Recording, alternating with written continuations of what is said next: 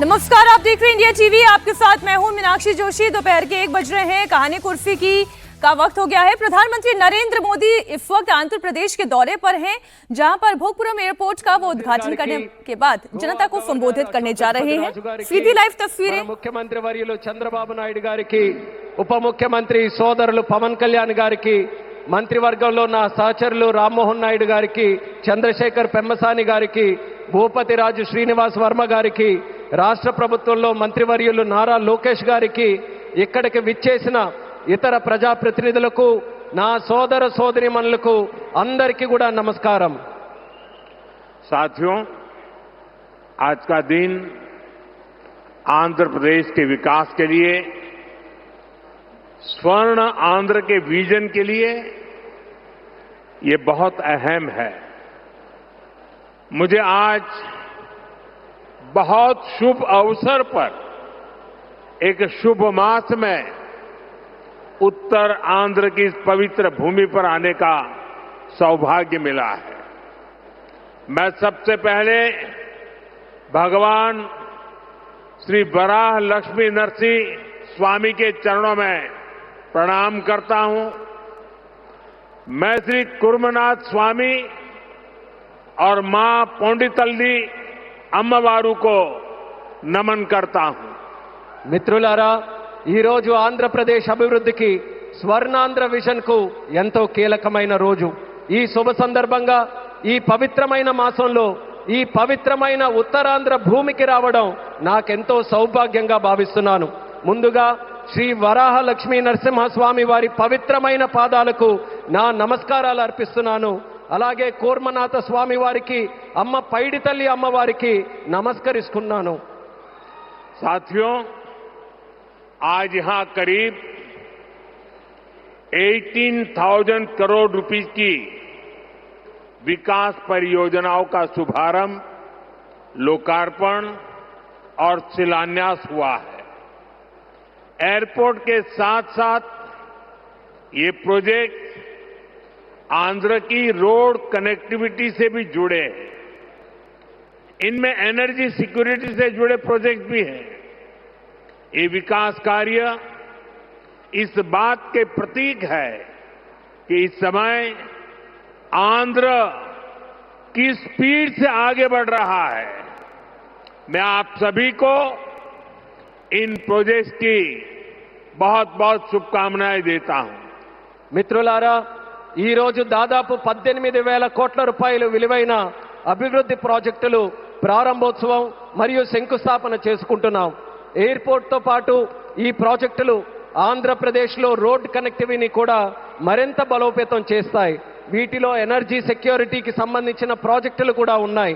ఈ ప్రాజెక్టులు ఆంధ్రప్రదేశ్కు ఎంత వేగంగా ముందుకు తీసుకొని వెళ్తున్నాయనడానికి ఒక నిదర్శనం। ఈ ప్రాజెక్టుల కోసం మీ అందరికీ నా హృదయపూర్వకమైనటువంటి శుభాకాంక్షలు। साथियों, आज का ये आयोजन नया इतिहास, नए रिकॉर्ड इसे रचने का भी है।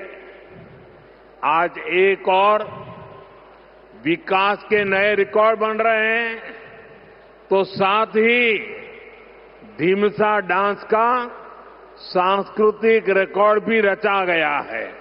और ये चंद्रबाबू की विशेषता है कि उन्होंने 2 क्षितिजों को छुआ है।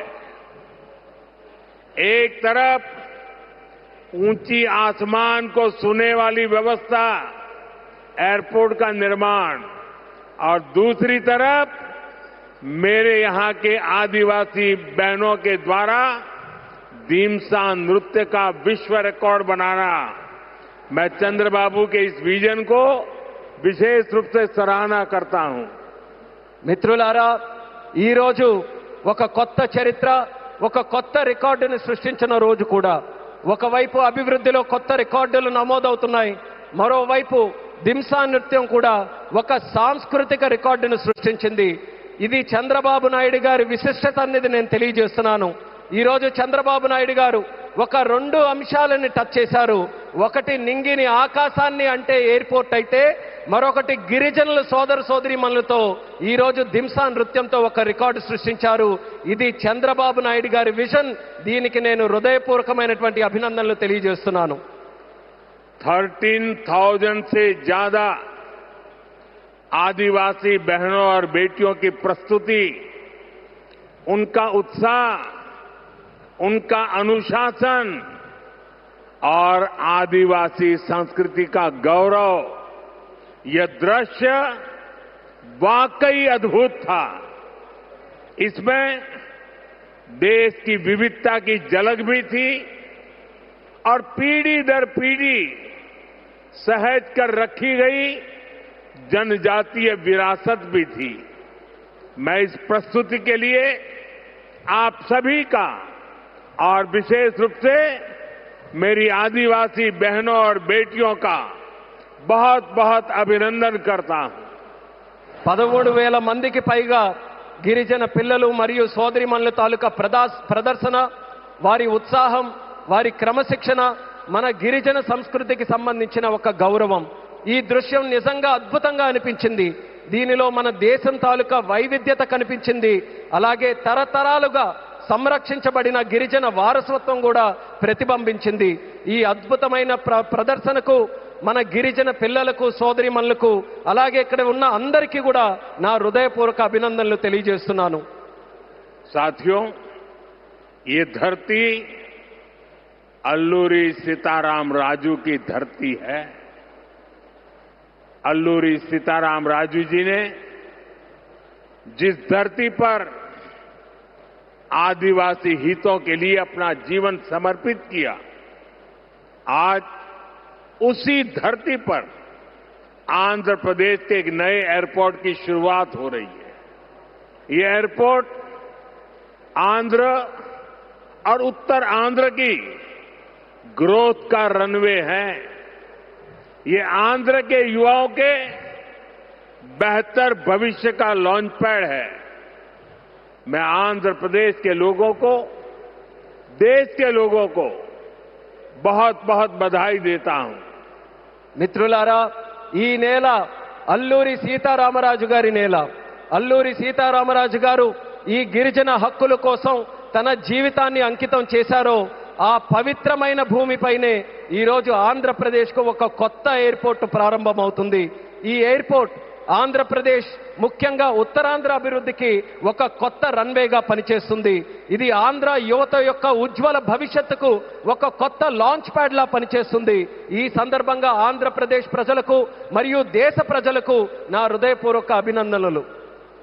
साथियों, पहले जब एयरपोर्ट बनते थे तो एयरपोर्ट के नाम एक ही परिवार के नाम पर चढ़ जाते थे.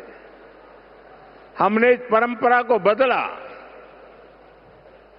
हमने अयोध्या में एयरपोर्ट का नाम वाल्मीकि के नाम से जोड़ा. हमने पंजाब में संत रविदास जी के नाम से एयरपोर्ट का नाम जोड़ा. और साथियों, केंद्र की एनडीए सरकार ने निर्णय किया है कि इस नए एयरपोर्ट का नाम श्री अल्लूरी सीताराम राजू के नाम पर होगा.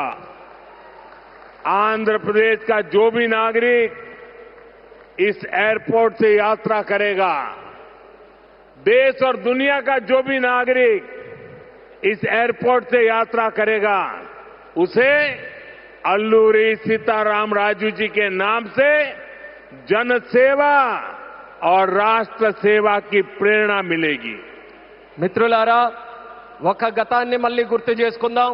ఒక సందర్భంలో భారతదేశంలో ఏ ఎయిర్పోర్ట్ నిర్మించినా ఒక్క కుటుంబం తాలూకా పేర్లే దానికి పెట్టేవారు. ఆ చరిత్రని మళ్ళీ ఎన్డీఏ ప్రభుత్వం తిరగరాసింది. అయోధ్యలో ఎయిర్పోర్ట్ ప్రారంభిస్తే దానికి వాల్మీకి గారి పేరు పెట్టాం.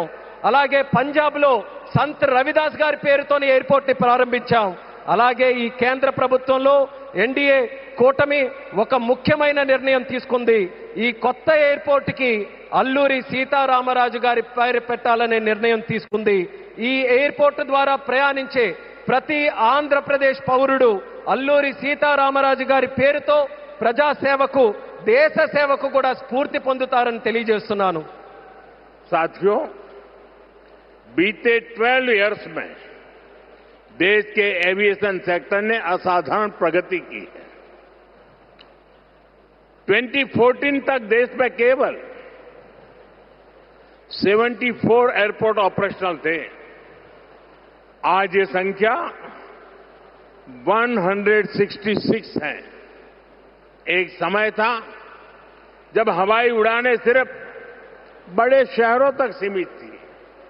एनडीए सरकार में आज छोटे शहर के साधारण लोग भी फ्लाइट से आ जा रहे हैं.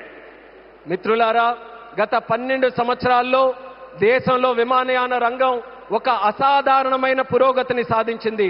2014 వరకు దేశంలో కేవలం 74 ఎయిర్పోర్ట్లు ఆపరేషనల్ గా ఉంటే ఈ రోజు ఆ సంఖ్య పెరిగి 166 ఎయిర్పోర్ట్లకి చేరుకుంది. ఒకప్పుడు విమానాశ్రయాలు, విమాన ప్రయాణాలు పెద్ద నగరాలకే పరిమితమయ్యేవి. ఈ రోజు ఎన్డీఏ ప్రభుత్వంలో చిన్న పట్టణాల నుంచి సాధారణ ప్రజలు కూడా విమానాల్లో ప్రయాణిస్తున్నారని తెలియజేస్తున్నాను. 12 इयर्स में सिर्फ एयरपोर्ट की संख्या ही नहीं बढ़ी है.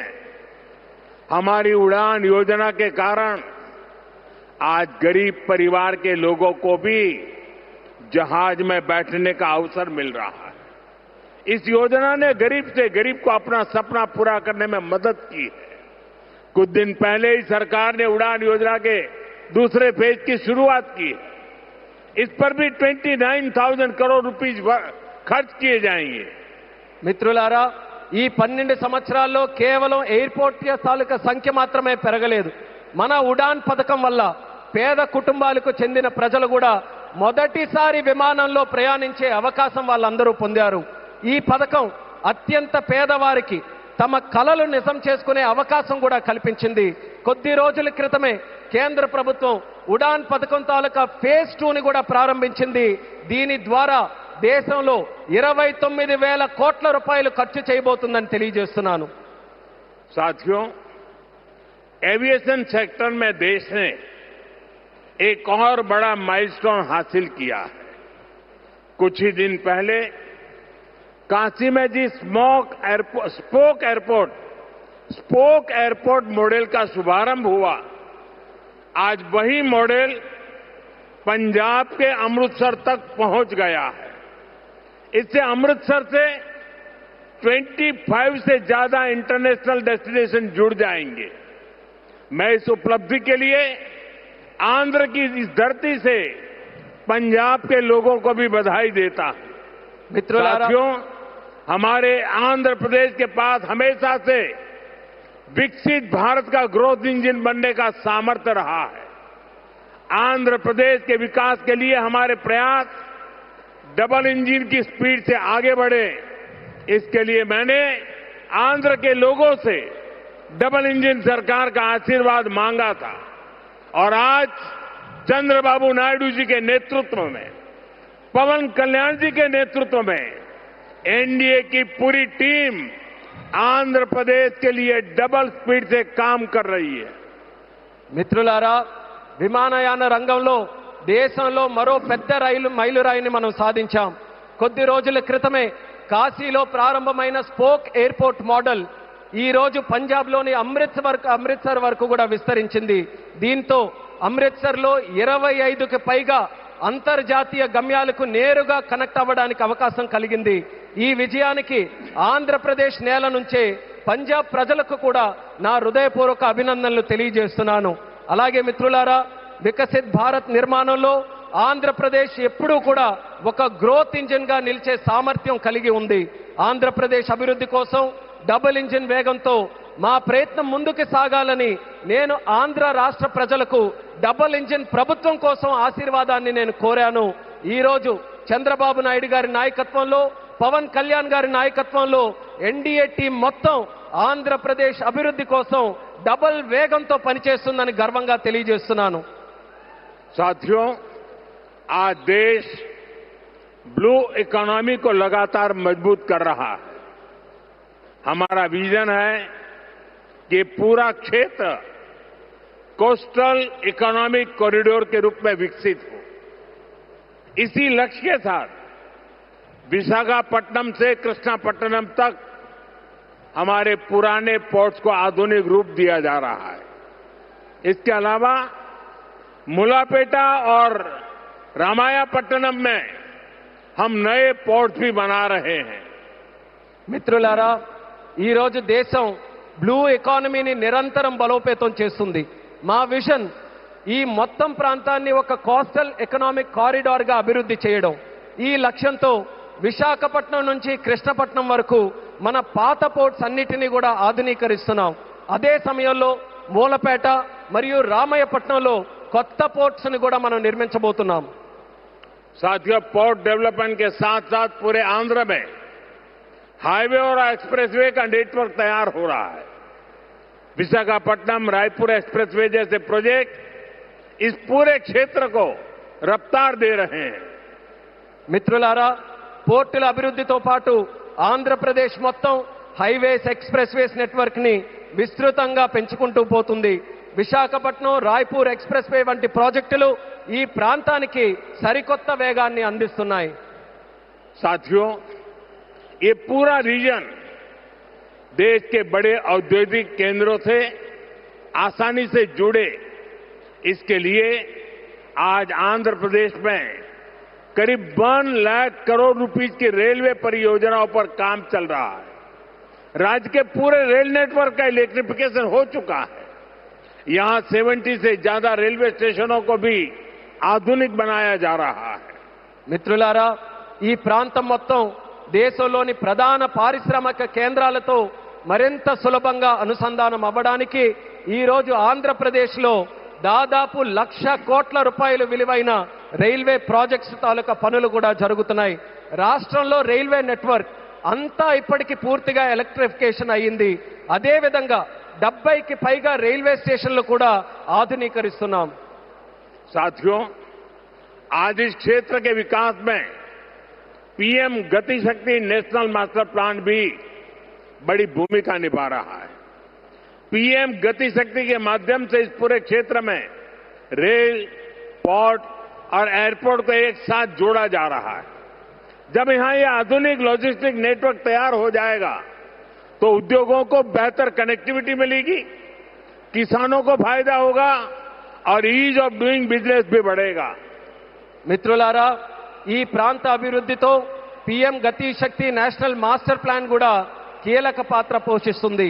పీఎం గతి శక్తి ద్వారా రైల్ గాని, పోర్ట్ గాని, ఎయిర్పోర్ట్లు గాని ఒక సమగ్ర నెట్వర్క్ గా అనుసంధానం చేస్తున్నాం. ఈ ఆధునిక లాజిస్టిక్స్ నెట్వర్క్ పూర్తయిన తర్వాత పరిశ్రమలకు మరింత మెరుగైన కనెక్టివిటీ లభిస్తుంది, రైతులకి ప్రయోజనం చేకూరుతుంది, అలాగే ఈజ్ ఆఫ్ డూయింగ్ బిజినెస్ కి కూడా మరింత పెరుగుతుంది. साथियों, आंध्र प्रदेश हमेशा भविष्य की सोच रखने वाला प्रदेश रहा है. सॉफ्टवेयर, आईटी और टेक सेक्टर में आंध्र के युवाओं ने पूरी दुनिया में अपना डंका बजाया है और इसलिए सरकार यहां के टैलेंट को आंध्र प्रदेश की डेवलपमेंट पावर से जोड़ना चाहती है. మిత్రులారా, ఆంధ్రప్రదేశ్ ఎప్పటి నుంచో భవిష్యత్తును దృష్టిలో పెట్టుకొని ముందుకు సాగే రాష్ట్రం. సాఫ్ట్వేర్ గాని, ఐటీ గాని, టెక్ రంగాల్లో గాని ఆంధ్రప్రదేశ్ యువత ప్రపంచవ్యాప్తంగా తన ప్రతిభను చాటుకున్నారు. అందుకే ఇక్కడ యువత తాలూకా ప్రతిభను ఆంధ్రప్రదేశ్ తాలూకా అభివృద్ధి శక్తితో అనుసంధానం చేయాలని ప్రభుత్వం కోరుకుంటుంది. हमारे टैलेंटेड युवाओं की प्रतिभा का लाभ आंध्र प्रदेश और देश को ज्यादा से ज्यादा मिले, ये बहुत आवश्यक है. इसके लिए हमारा फोकस अब सेमीकंडक्टर जैसी फ्यूचरिस्टिक टेक इंडस्ट्री पर है. विशाखापट्टनम में नए सेमीकंडक्टर प्लांट का शिलान्यास इसी दिशा में एक बहुत बड़ा कदम है. మన ప్రతిభావంతులైన యువత సామర్థ్యం ఆంధ్రప్రదేశ్కే కాకుండా దేశానికి మరింత ఉపయోగపడాలి. అందుకే ఇప్పుడు మా దృష్టి సెమీకండక్టర్ వంటి ఫ్యూచరిస్టిక్ టెక్ ఇండస్ట్రీస్ పై ఉంది. విశాఖపట్నంలో కొత్త సెమీకండక్టర్ ప్లాంట్ తాలూకా శంకుస్థాపన ఆ దిశగా ఒక గొప్ప అడుగుగా నేను భావిస్తున్నాను. चंद्रबाबू के नेतृत्व में हमारा आंध्र अब सॉफ्टवेयर के साथ साथ मैन्युफैक्चरिंग का भी हब बनेगा। इससे आंध्र में फ्यूचरिस्टिक जॉब्स तैयार होगी, टेक इंडस्ट्रीज के लिए नया वातावरण तैयार होगा। చంద్రబాబు నాయుడు గారి నేతృత్వంలో ఇకపై మన ఆంధ్రప్రదేశ్ సాఫ్ట్వేర్ హబ్ మాత్రమే కాదు, మ్యానుఫ్యాక్చరింగ్ హబ్ గా కూడా ఎదగబోతుంది. దీంతో ఆంధ్రప్రదేశ్లో ఫ్యూచరిస్టిక్ జాబ్స్ సృష్టించబడతాయి. టెక్ ఇండస్ట్రీస్ కు అనుకూలమైన ఒక కొత్త ఈకో సిస్టమ్ కూడా ఇక్కడ ఏర్పడుతుంది. साथियों, वर्ल्ड इकोनॉमी में कहीं भी किसी भी ग्रोथ सेंटर का निर्माण सिर्फ एक फैक्ट्री से नहीं हो सकता। उसके लिए एक पूरे इकोसिस्टम की जरूरत होती है। आज आंध्र प्रदेश में हम ग्रोथ का वही इकोसिस्टम तैयार कर रहे हैं। चंद्रबाबू नायडू जी व्यक्तिगत स्तर पर दिन रात मेहनत करते हैं। इसी का परिणाम है आज दुनिया की कई बड़ी बड़ी कंपनियां यहां निवेश करने के लिए आना चाहती हैं। మిత్రులారా, ప్రపంచ ఆర్థిక వ్యవస్థలో ఏ గ్రోత్ సెంటర్ అయినా ఒక్క ఫ్యాక్టరీతో నిర్మించబడదు. దానికోసం ఒక పూర్తి ఈకో సిస్టమ్ ని మనం ఏర్పాటు చేయాలి. ఈ రోజు ఆంధ్రప్రదేశ్లో మనం అలాంటి గ్రోత్ ఈకో సిస్టమ్ ని నిర్మించబోతున్నాం. మన ముఖ్యమంత్రి చంద్రబాబు నాయుడు గారు వ్యక్తిగతంగా రాత్రి పగలు రాష్ట్రం కోసం కష్టపడుతున్నారు. దాని ఫలితంగానే ఈ రోజు ప్రపంచంలో ఉన్నటువంటి ప్రముఖ కంపెనీలు ఇక్కడ పెట్టుబడులు పెట్టడానికి ఎంతో ఆసక్తి చూపిస్తున్నాయి. साथियों, यहां सेमीकंडक्टर के साथ साथ एआई इंफ्रा और डेटा सेंटर पर भी काम हो रहा है। गूगल ने भी यहां $15 बिलियन के एआई और क्लाउड इंफ्रास्ट्रक्चर कैंपस की घोषणा की है। और भी कई ग्लोबल कंपनी यहां नई संभावनाएं देख रही हैं। इसका बहुत बड़ा फायदा आंध्र प्रदेश के साथ साथ देश के यूथ को हो रहा है. మిత్రులారా, ఇక్కడ సెమీ కండక్టర్ తో పాటు ఏఐ ఇన్ఫ్రాస్ట్రక్చర్, డేటా సెంటర్స్ రంగాల్లో కూడా వేగంగా పనులు జరుగుతున్నాయి. గూగుల్ కూడా ఇక్కడ $15 బిలియన్ విలువైన ఏఐ మరియు క్లౌడ్ ఇన్ఫ్రాస్ట్రక్చర్ క్యాంపస్ ని ఏర్పాటు చేయబోతుంది. ఇంకా అనేక అంతర్జాతీయ కంపెనీలు కూడా ఇక్కడ కొత్త పెట్టుబడులకు అవకాశాలు చూస్తున్నాయి. దీనివల్ల ఆంధ్రప్రదేశ్ యువత కాకుండా దేశ యువతకు కూడా ఒక్క గొప్ప ప్రయోజనం కలగబోతుంది. साथियों, आंध्र की इंडस्ट्रियल ग्रोथ स्टोरी केवल डिजिटल टेक तक से ही सीमित नहीं है. नकापल्ली में केंद्र सरकार बड़े फार्मा पार्क के लिए भी सहयोग दे रही है. इससे आंध्र प्रदेश देश के एक बड़े फार्मा हब के रूप में भी विकसित होगा. మిత్రులారా, ఆంధ్రప్రదేశ్ ఇండస్ట్రియల్ గ్రోత్ స్టోరీ కాకుండా డిజిటల్ టెక్ వరకే పరిమితం కాకుండా నక్కపల్లిలో కేంద్ర ప్రభుత్వం యొక్క భారీ ఫార్మా పార్క్ ఏర్పాటుకి కూడా సహకరిస్తుంది. దీంతో ఆంధ్రప్రదేశ్ దేశంలోనే ఒక ప్రముఖ ఫార్మా హబ్ గా ఎదగబోతుందని తెలియజేస్తున్నాను. ग्रीन एनर्जी की फील्ड में भी अकेले रायलसीमा क्षेत्र में 5 लाख करोड़ रुपए से ज्यादा का इन्वेस्टमेंट हुआ है. मैं आज आंध्र प्रदेश के आप सभी लोगों को फिर विश्वास दिलाता हूं, हमारी सरकार ऐसी हर संभावनाओं को साकार करने के लिए दिन रात ये डबल इंजन सरकार काम करती रहेगी.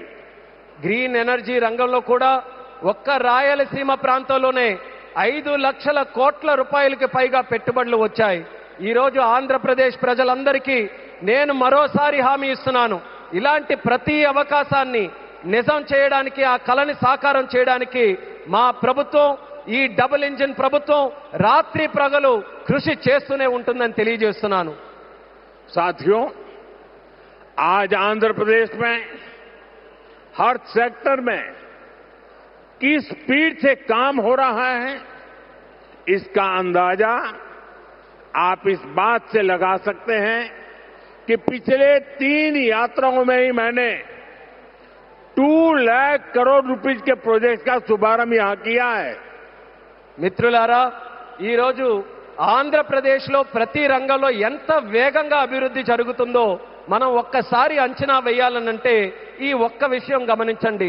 నా గత 3 పర్యటనల్లో 2 లక్షల కోట్ల విలువైన ప్రాజెక్టులు, కోట్ల రూపాయల విలువైన ప్రాజెక్టులు నేను ఇక్కడే ప్రారంభించానని తెలియజేస్తున్నాను.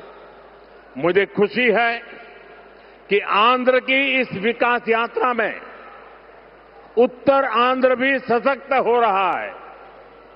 हम विशाखापट्टनम इकोनॉमिक रीजन वीईआर को देश के बड़े औद्योगिक केंद्र के रूप में विकसित कर रहे हैं. हमारा लक्ष्य है वीईआर एशिया का प्रमुख इकोनॉमिक हब बने. ये एयरपोर्ट से लेकर सेमीकंडक्टर यूनिट तक इसी मिशन का हिस्सा है. ఈ అభివృద్ధి ప్రయాణంలో ఉత్తరాంధ్ర కూడా మరింత బలోపేతం అవుతున్నందుకు నాకెంతో ఆనందంగా ఉంది. మనం విశాఖపట్నం ఎకనామిక్ రీజన్ను దేశంలో ప్రధాన పారిశ్రామిక కేంద్రంగా అభివృద్ధి మనం చేస్తున్నాం.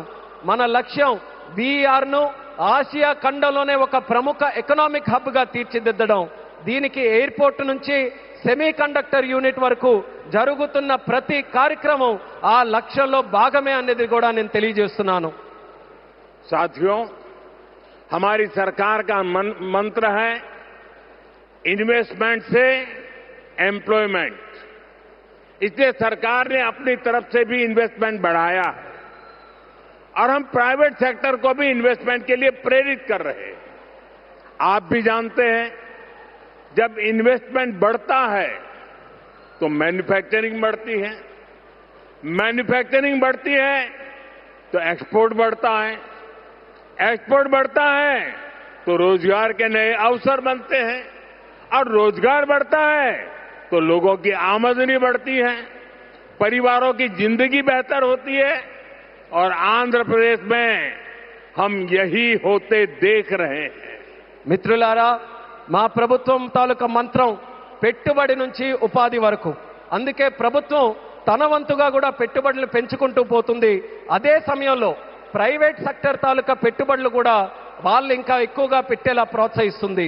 మీ అందరికీ తెలుసు, పెట్టుబడులు పెరిగితే తయారీ రంగం పెరుగుతుంది, తయారీ రంగం పెరిగితే ఎగుమతులు పెరుగుతాయి, ఎగుమతులు పెరిగితే కొత్త ఉద్యోగ అవకాశాలు పెరుగుతాయి, ఈ కొత్త ఉద్యోగ అవకాశాలు పెరిగితే ప్రజల తాలూకా ఆదాయం పెరుగుతుంది. ఆ పెరిగినప్పుడు కుటుంబం తాలూకా జీవితాలు మరింత మెరుగుపడతాయి. ఈ రోజు మన ఆంధ్రప్రదేశ్లో ఈ మార్పుని మనం కల్లారా చూస్తున్నాం. साथियों, मुझे पूरा विश्वास है आज यहां जितने भी प्रोजेक्ट की शुरुआत हुई है, जिनकी नींव रखी गई है, वो सारे प्रोजेक्ट स्वर्ण आंध्रा और विकसित भारत के संकल्प को पूरा करने में बहुत बड़ा योगदान देंगे. चंद्रबाबू जी के नेतृत्व में आंध्र प्रदेश विकसित भारत के सपने को पूरा करने के लिए एक बहुत बड़ा ऊर्जा स्रोत बन रहा है. मैं एक बार फिर इन सभी परियोजनाओं के लिए आंध्र प्रदेश के लोगों को बहुत बहुत बधाई देता हूं. बहुत बहुत धन्यवाद.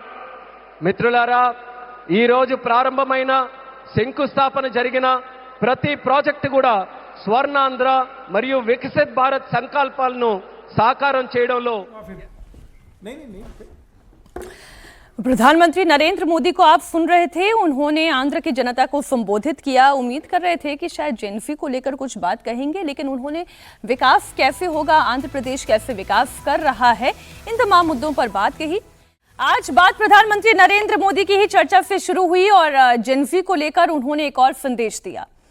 नीट पेपर लीक को लेकर जंतर मंतर पर जो प्रदर्शन हुआ, उसकी आड़ में प्रधानमंत्री नरेंद्र मोदी को टारगेट किया गया. प्रधानमंत्री से लेकर उनकी मां को गाली दी गई. ऐसे ऐसे वीडियो सामने आए जिसे देखकर पूरा देश सन्न था. जिस तरीके की भाषा का इस्तेमाल था, सभ्य समाज में आप देखें इस तरीके की भाषा का, इस भाषा के लिए कोई जगह है नहीं. लेकिन आक्रोश है, आक्रोश जब होता है तब भाषा भी खराब होती है और फिर बड़े और छोटे का फर्क खत्म हो जाता है. पद की गरिमा का भी ख्याल नहीं रखा जाता है और यही इस जेएनपी आंदोलन में हमने देखा भी. इस वीडियो को देखने वालों को या तो अपने कान बंद करने पड़े या फिर वीडियो को स्किप करना पड़ा। इन सबके बीच प्रधानमंत्री नरेंद्र मोदी ने एक बार फिर से बड़ा दिल दिखाया। पीएम ने प्रदर्शन की आड़ में गाली देने वाले बच्चों को माफ किया। पीएम ने कहा कि बचपन में गलतियां होती हैं और सुधरने का अवसर भी होता है। इन गुमराह बच्चों को गले लगाकर सही राह दिखाना ये हमारा काम है। उन्होंने जो कहा वो मैं कोट अनकोट आपके सामने पढ़ देती हूं। बच्चों ने भद्दी गालियां दी जो सभ्य समाज को शोभा नहीं देता, लेकिन साथ ही ये भी कहा कि मैं समाज के अंदर मौजूद आक्रोश को भली भांति समझ सकता हूं। प्रधानमंत्री जेनजी के इस आक्रोश को समझ रहे हैं और इसे समझते हुए ही उन्होंने कहा कि माफ कर देना चाहिए और आगे बढ़ना चाहिए, सही पथ पर लेकर आना चाहिए। क्या कहा, पहले आप उनकी बात सुन लें। हाय फ्रेंड्स, आज तो मन करता है बस आपसे ही बातें करूं। जंतर मंतर पर जो कुछ भी हुआ देश और दुनिया ने देखा है। कुछ शरारती बच्चों ने भद्दी भद्दी गालियां बोली। किसी भी सभ्य समाज को शोभा न दे ऐसे शब्दों का प्रयोग किया गया। मुझे तो गालियां दी गई, मेरी स्वर्गीय माता को भी गालियां दी गई। न जाने कितना भद्दा स्वरूप था। मैं आज बात करना चाहता हूं कि बचपन में गलतियां होती हैं और बचपन में गलतियों से सुधरने का अवसर भी होता है और यही तो बचपना है। और इसलिए मैं समाज के अंदर जो आक्रोश है उसको भली भांति समझ सकता हूं। एक कल्चरल शॉक है कि हमारी बेटियां इस प्रकार की भाषा कैसे बोल सकती हैं। समय है इन बच्चों को गले लगा करके राह दिखाने का। एक गुमराह बच्चे हैं, उनको राह दिखाना हमारा काम है। उनको सजा देना, अदालतों के चक्कर कटवाना, समाज में उनको प्रताड़ित करना, इससे हम परिस्थितियां नहीं बदल पाएंगे। मैं उन्हें माफ करना चाहता हूं। समाज भी मेरी इस बात को स्वीकार करे, क्योंकि मेरे मन में एक ही भाव है। कभी कभी दांतों तले हमारी जीभ आ जाती है, खून निकल आता है, लेकिन हम दांत तोड़ते नहीं है, क्योंकि दांत भी हमारे हैं, जीभ भी हमारी है, बच्चे भी हमारे हैं। उन्हें राह दिखाना हमारा काम है। गुमराह को राह दिखाना कठिन होता है, लेकिन कठिन काम हमको करना है। और इसलिए आओ, मैं इन बच्चों को कहता हूं, बच्चों आओ, हम देश के लिए साथ मिलकर के आगे बढ़े, कुछ नया सीखें, गलतियों से भी सीखें, अपने सपनों को लेकर के चल पड़े। देश बहुत आगे बढ़ रहा है, आगे बढ़ने वाला है, और आपका भी आगे बढ़ना निश्चित हो, यही मेरा सपना है। मैं आपके लिए जीता हूं, आपके उज्जवल भविष्य के लिए खपता हूं। आओ हम मिलकर के देश को आगे बढ़ाएं। बहुत बहुत धन्यवाद दोस्तों। बस आओ, गलतियों से सीखो, आगे बढ़ो। कर रहे थे अपने वीडियो वो खुद रिकॉर्ड कर रहे हैं, जिनसी से खुद संवाद कर रहे हैं। वो ये कह रहे हैं कि बचपन है, गलतियां होती हैं, गलतियों से सीखो, आगे बढ़ो। वो इस आक्रोश को भी समझ रहे हैं जो जिनसी का आक्रोश है, जो उनका शब्द है ना, मैं इसको भली भांति समझता हूँ। इन गुमराह बच्चों को लेकिन गले लगाने का वक्त है, सही राह दिखाना हमारा काम है। मैंने तो इन्हें माफ किया, आप भी माफ करिए। ये संदेश अपने लोगों को भी वो दे रहे हैं। मजेदार है, आज सुबह सुबह उठे तो मेरी पत्नी ने कहा, एक दिखाया रील, उसमें लिखा हुआ, प्रधानमंत्री जी थोड़ा हम पर रहम कर दीजिए। आपके रील बनाने की इस जुल्म से हम मुक्ति पाए। हमारा रील नहीं चल रहा है, आपका रील चल जा रहा है। ये बात तो ठीक है, और मैं देख रही हूँ मिलियंस में उस पे लाइक आ रहे हैं, मिलियंस में वो रीपोस्ट हो रहे हैं।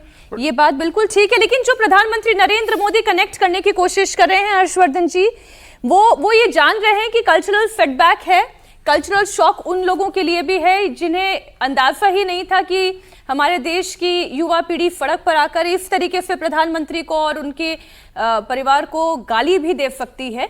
लेकिन फिर भी उन्होंने बड़ा दिल दिखाया, उन्होंने कहा कि मूव अहेड, आगे की सोचो। देखिए, मुझे लगता है मीनाक्षी जी कि प्रधानमंत्री के तौर पर यही अपेक्षित था। अब वो ये थोड़ी ना कहेंगे कि उनके खिलाफ कार्रवाई कराओ, उनके खिलाफ उनको पकड़ लो। प्रधानमंत्री को यही करना चाहिए था और उन्होंने वही किया। एक पक्ष उसका मुझे थोड़ा ज्यादा हैरान करने वाला लगा। उन्होंने उसमें कहा कि हमारी बेटियों ने कुछ गलत कह दिया, गालियां दिए, जो भी उन्होंने कहा। बेटियों का ऐसी भाषा का इस्तेमाल करना एक कल्चरल शॉक जैसा है। तो बात तो बिल्कुल वो ठीक कह रहे थे, लेकिन कुछ ऐसे चिरकुट कुंठित आत्माएं प्रकट हो गई, मतलब माफ कीजिएगा मैं इन शब्दों का उपयोग कर रहा हूं, लेकिन वही है। वो करें प्रधानमंत्री कैसे हमारी बेटियां बोल सकते हैं? सॉरी, मतलब मुझे तो बड़ा अचरज हुआ।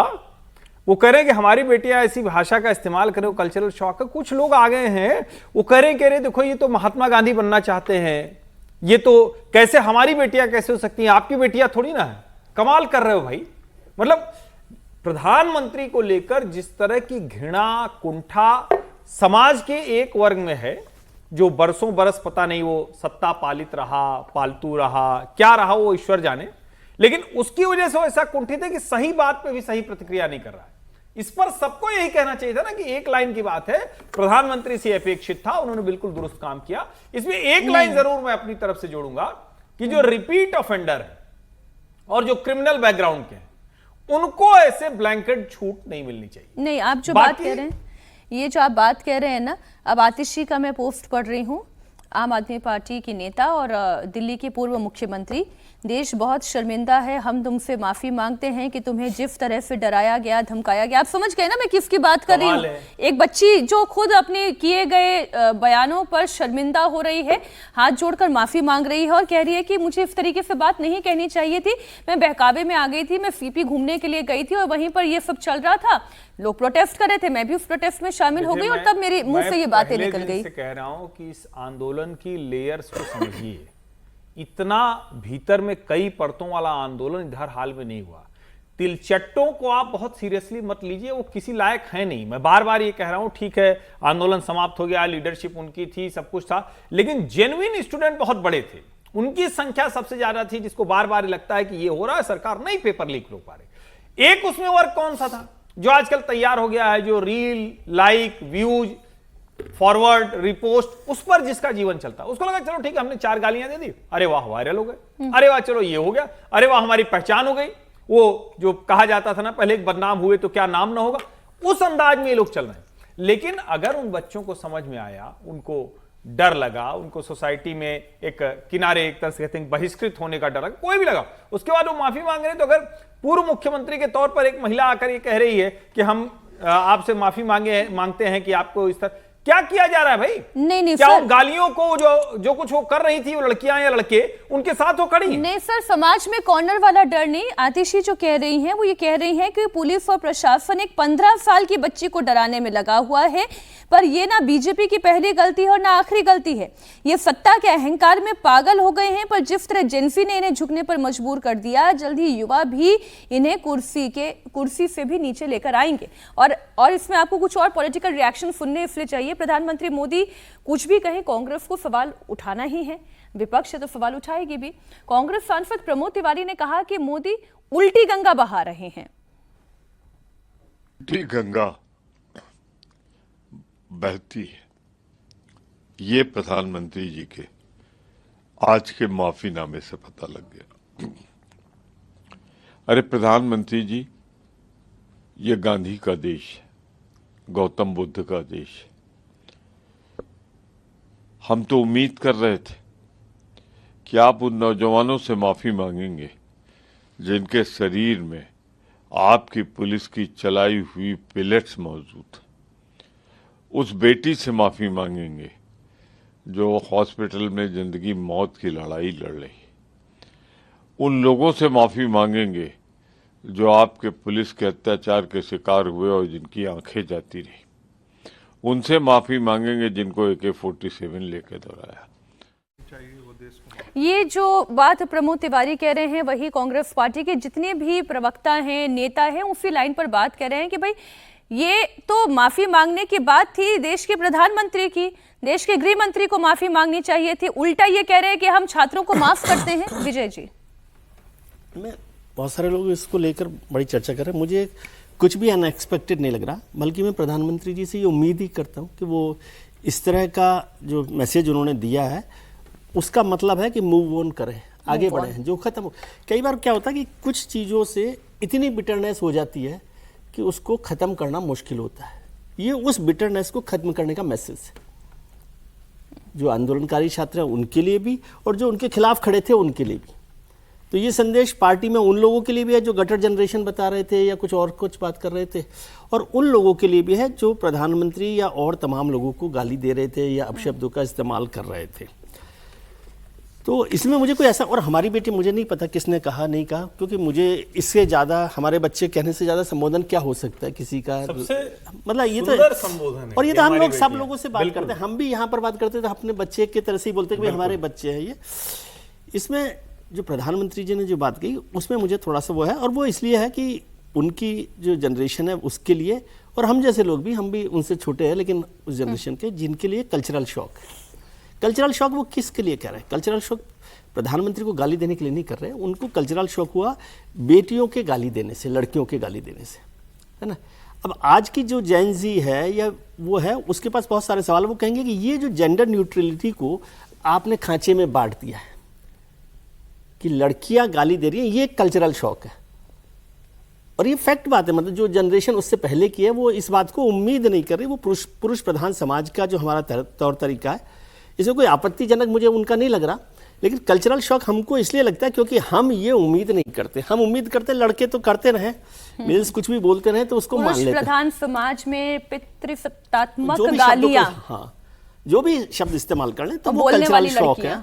उसको लेकर बहुत सारी जो जेन ज़ी है उसको ये मतलब थोड़ा सा ऑब्जेक्शन है कि भाई ये जो जेंडर न्यूट्रलिटी की जो सोसाइटी होनी चाहिए उसमें आपको इस पर आपत्ति है। लेकिन मैं समझता हूँ ये मूव ऑन करने मुझे का बड़ी बात यही लगती है जो आपने बोली सर, कि अब आप आगे बढ़िए, इस बात से, इस चैप्टर को खत्म कीजिए। वो भी बन गया, कानून भी बन गया, अब तो राष्ट्रपति जी ने साइन भी कर दिया उस पर, कानून भी बन गया। और मैं तो इसलिए भी हैरान था, जो मैंने पहले दिन भी कहा था कि ये पहला कानून था जो 2 साल के अंदर संशोधन करना पड़ा। तो इसको लेकर तो कांग्रेस को घेरे में लेना चाहिए था कि जब 2014 में फरवरी में ये कानून पास हुआ था तो आपने इतना कमजोर कानून बनाया। भाई जो लोग आज करें कि आपने उसमें नहीं पकड़ा, तो ये सवाल तो उनसे भी करना चाहिए था। ठीक बात है। मैं समझ नहीं पाता कई बार कि हमारे राजनेता किसी बात को कहाँ से पिक करते हैं, कहाँ से पिक नहीं करते। क्यों जरूरत पड़ी 2 साल बाद ये, और वो इसलिए पड़ी, उस दिन भी मैंने कहा था क्योंकि फरवरी में वो पेपर लीक हुआ था, फरवरी में ये बिल पास हुआ, उससे पहले पेपर लीक हुआ था, सरकार प्रेशर में थी, चुनाव थे मई में, बात समझिए। तो आपने जल्दी में कि भाई हाँ हम एक बिल पेपर के खिलाफ, पेपर लीक के खिलाफ लाना चाहते हैं। तो ऐसे सारे सवालों पर जो, और मुझे लगा नहीं कि बीजेपी ने भी उस पर उस तरह से ध्यान दिया, वो केवल अपनी वाहवाही के लिए कि भाई हम एक कड़ा कानून ला रहे हैं। पहले सरकार भी जल्दी में लेकर आ गई और विपक्ष ने भी उसका आकलन नहीं किया, उस पर कोई क्वेश्चन रेज नहीं किया। संशोधन में भी क्वेश्चन रेज नहीं किया, कोई क्वेश्चन उस तरह से बड़ा क्वेश्चन नहीं हुआ, और अलग तरीके की राजनीति होती रही, जिस पर हमने तो कहा था कि पूरे एजुकेशन सिस्टम पर भी इस पर चर्चा हो सकती है इस बहाने। एक और इसी से जुड़ी हुई खबर ये है, दुर्भाग्य ये है कि एजुकेशन सिस्टम छोड़िए, पेपर लीक पे भी चर्चा। वही तो मैं कह रहा हूँ, वही तो आगे चलकर बात करना चाह रहे थे कि ये मौका है कि एजुकेशन सिस्टम पर बात की जाए। ये जंतर मंतर पर प्रोटेस्ट की आड़ में गाली देने वाले बच्चों को अपनी गलती का एहसास भी हो रहा है। नोएडा की 15 साल की बच्ची जिसने जंतर मंतर से प्रधानमंत्री नरेंद्र मोदी को गाली दी, वो हाथ जोड़कर माफी मांग रही है। हम उनका चेहरा नहीं दिखा रहे हैं, लेकिन सोशल मीडिया पर, क्योंकि जब ये वीडियो आई तो सब लोगों ने देखी भी, आपके सामने रख दी है। मैं सीपी गई थी अपने फ्रेंड्स के साथ, फिर वहाँ पे प्रोटेस्ट हो रहा था, ग्रुप्स बने हुए थे बहुत सारे, वो लोग बहुत चीज़ें बोल रहे थे, बहुत गालियाँ दे रहे थे प्रधानमंत्री जी को। उन लोगों के इन्फ्लुएंस में आके कि तुम लोग भी बोलो, कोई सब बोलो करके मैंने बहुत चीज़ें बोली। मैं भी मात्र 15 साल की हूँ, मैंने जो करा वो माफ़ी के लायक नहीं था, मैंने बहुत गंदी चीज़ें बोली है, बट ये मेरी पहली और आखिरी गलती होगी। इसके बाद मैं ऐसा कुछ नहीं करूँगी, और ना ही वो चीज़ मैंने कभी पोस्ट की थी। मैं पूरे देश से माफ़ी मांगती हूँ, मेरे मैं इतनी शर्मिंदा हूँ, मैं अपनी नज़र भी नहीं उठा पा रही हूँ। मैं सबसे माफ़ी मांग रही हूँ, मुझे प्लीज़ माफ़ कर दीजिए, प्लीज़। रागी जी, बच्चा खुद आगे आकर माफी मांग रहा है, पीएम कह रहे हैं माफ करिए, आगे बढ़िए। विपक्ष ये कह रहा है लो ये तो उल्टी गंगा बह रही है। जब ये विपक्ष ऐसा कह रहा है तो इसका मतलब है कि इन सारी गालीबाजों को विपक्ष जो है वो समर्थन दे रहा है। और वाकई न मैंने राहुल गांधी के मुखारबिंद से सुना, न मैं श्रीमती सोनिया गांधी के मुखारबिंद से सुना, न मैं खड़गे महान खड़गे जी के मुंह से सुना, न ही कांग्रेस के किसी प्रवक्ताओं से मैंने सुना कि जो लड़कियां गाली भद्दी गालियां दे रही थी वो ठीक नहीं है। देश के प्रधानमंत्री को इस तरह से गाली देना असह्य है, या किसी पार्टी ने नहीं कहा। जब नहीं कहा तो इसका मतलब है कि आप उन गालियों के साथ खड़े थे। प्रधानमंत्री जी ने बहुत अच्छा किया है कि जो अपेक्षित था, जैसा कहा गया, मैं भी ऐसी अपेक्षा करता था, लेकिन उन्होंने सिर्फ लड़कियों को नहीं कहा है, बच्चों को कहा है। बच्चों में लड़के भी हैं और लड़कियां भी हैं। जब वो कल्चरल शौक की बात करते हैं तो इस पूरे जनरेशन की बात करते हैं, लड़कियों की सिर्फ बात नहीं कर रहे हैं। ये देखिए अभी बेटियों द्वारा ऐसे शब्दों का इस्तेमाल, कल्चरल शौक नहीं, उसके आगे बच्चों का भी शब्द का प्रयोग किया है उन्होंने, आगे बच्चों के शब्द का प्रयोग किया है। इन गुमराह बच्चों को गले लगाकर राह दिखाना हमारा काम है। कल्चरल शौक के लिए उन्होंने बेटियों का इस्तेमाल किया है शब्द का, ठीक है। और वो मैं उसमें कोई बहुत आपत्तिजनक नहीं माना। बच्चों ने भद्दी भद्दी गालियां दी जो सभ्य समाज को शोभा नहीं देता है। मैं कह रहा हूं कि ये बच्चियां क्या अपने माँ बाप को ऐसे ही भाषा से संबोधित कर सकते हैं, या अपने पड़ोस में किसी को संबोधित कर सकते हैं? पड़ोस में उनको थप्पड़ लगता, लपड़ लगता और वो मुंह दिखाने लायक नहीं होती, बाहर निकल नहीं सकती। मैं पॉलिटिकल एंगल पे लाना चाह रही हूँ आपको। मैं पॉलिटिकल एंगल की मैं बात कर रहा हूँ। तो जितनी ये विपक्षी पार्टियां हैं उनको कम से कम प्रधानमंत्री के इस संबोधन के साथ खड़ा होना चाहिए था, लेकिन वो उल्टे प्रधानमंत्री पर तंज कर रहे हैं, जो कि नागवार है। अखिलेश यादव का पोस्ट पढ़ूं आपके सामने? आप पढ़ दीजिए। भाजपाइयों का सबसे बड़ा संकट यह है कि वो अब अगर जनता से दंडवत माफी भी मांगेंगे तो जनता उन्हें माफ नहीं करेगी, क्योंकि भाजपाइयों ने कभी जनता के साथ किया हुआ अपना वादा नहीं निभाया। आगे उन्होंने फिर बहुत कुछ और लिखा है। मुलायम सिंह ने तो सारा वादा निभाया दिया था। जब वो सैफई में महोत्सव करते थे और सैफई जब अयासी का अड्डा बन गया था, कौन कौन मुंबई से आया करती थी, क्या क्या हुआ करता था, जब उसकी कुंडली लोग पब्लिक डोमेन में लाए तब पता लगेगा कि समाजवादी पार्टी। एक मिनट, उसमें एक लाइन जोड़ दूं आपको। जो गंभीर बात थी वो थी कि मुलायम सिंह जी ने जो कुछ रेप के आरोपी थे उनके लिए कहा था कि लड़के तो ऐसी गलतियां कर देते हैं। मैं वो भी जो बिल्कुल आपने सही कहा, मतलब वो गायत्री प्रजापति जैसे लोग भी उनकी पार्टी में थे जिसके डिफेंस में वो खड़े रहते थे। कुल मिलाकर बात यह है कि यहां से आगे बढ़ना चाहिए, लेकिन क्या ऐसे लोगों को भी छोड़ देना चाहिए जिन्होंने जो वाकई गुंडा हैं, जिनके खिलाफ केसेस वगैरह हैं, बेशक वो इस उम्र के हो, वो जेनजी के वाली उम्र में हो, मुझे लगता है कि उनको माफ करने की आवश्यकता नहीं है। ठीक, आपका टेक एकदम अलग है, लेकिन प्रधानमंत्री नरेंद्र मोदी ने आपके जैसे ओपिनियन वालों को भी संबोधित किया है और माता पिता को भी संबोधित किया है, जेंसी को भी संबोधित किया है। प्रधानमंत्री की अपेक्षा है ही। और जो आक्रोश की जो बात कर रहे हैं वो आक्रोश देश की एक बड़ी जनता में, बड़ी आबादी में ये था कि इन लोगों ने प्रधानमंत्री को ऐसी भद्दी गालियां कैसे दी, और उनके खिलाफ जिस जगह पर लोग आइडेंटिफाई, मैं आपको बता रहा हूं, इसको गंभीरता से लीजिए, लोग ऐसी लड़कियों को आइडेंटिफाई कर रहे थे, इनके माता पिता को आइडेंटिफाई कर रहे थे और प्यूनिटिव एक्शन के तौर पर सोशल बायकॉट का नारा देने वाले थे। क्या राष्ट्रगीत से किसी भी हिंदुस्तानी को ऐतराज हो सकता है? हिंद की एकता और अखंडता को इससे क्या खतरा हो सकता है? इसे गाने से किसी के धर्म का अपमान क्या हो सकता है? होता है तो कैसे होता है? ये सारे सवाल आज इसलिए पूछे जा रहे हैं क्योंकि लोकसभा और राज्यसभा में वंदे मातरम बिल पास हुआ। इसके बाद मुस्लिम संगठनों ने मोर्चा खोल दिया। All India Muslim personal law board ने ऐतराज जताया तो उधर जमीयत उलेमाए हिंद के अध्यक्ष ने भी आपत्ति जताई। वंदे मातरम गाने को अनिवार्य करने पर अरशद मदनी भड़क गए। उन्होंने सोशल मीडिया पोस्ट के जरिए बताया कि हम सिर्फ अल्लाह की इबादत करते हैं, किसी भी मुसलमान को वंदे मातरम गाने के लिए मजबूर नहीं किया जा सकता है। शिवसेना उद्धव गुट के सांसद संजय राउत ने तो मोदी और शाह की मंशा पर ही सवाल खड़े कर दिए। उन्होंने कहा कि अगर मोदी और शाह वंदे मातरम को इतना ही प्यार करते हैं तो जब ये बिल पास हुआ तब दोनों सदन से गायब क्यों थे? ऐसा करना वंदे मातरम का अपमान है और मोदी शाह पर मुकदमा चलना चाहिए। वंदे मातरम को 150 साल हो गए। उस उपलक्ष्य में हमारे प्रधानमंत्री इतने राष्ट्रभक्त है, स्वतंत्रता संग्राम में उनका कोई योगदान नहीं है, फिर भी 2 दिन का एक स्पेशल सेशन पार्लियामेंट का लगाया वंदे मातरम के ऊपर चर्चा करने के लिए। अगर आप इतने राष्ट्रभक्त हैं, वंदे मातरम से आप इतना प्यार करते हो और वंदे मातरम का एक बिल आपने लाया है, विधेयक लाया है राष्ट्रगान के अपमान के खिलाफ, वंदे मातरम के अपमान के खिलाफ, तो आपको सदन में उपस्थित रहना आपका कर्तव्य बनता था। लेकिन ये चर्चा चल रही थी वंदे मातरम पर, विधेयक पर चर्चा चल रही थी। मिस्टर मोदी उनके चैम्बर में बैठे थे, मिस्टर शाह उनके चैम्बर में बैठे थे, लेकिन सदन में नहीं आए वंदे मातरम के ऊपर अपनी भूमिका व्यक्त करने के लिए, क्या रिस्पेक्ट देने के लिए। ये तो सरकार ने, प्रधानमंत्री ने, गृह मंत्री ने वंदे मातरम का अपमान किया है, उनके ऊपर मुकदमा चलना चाहिए। तो ये संजय राउत का बयान हमने आपके सामने रख दिया।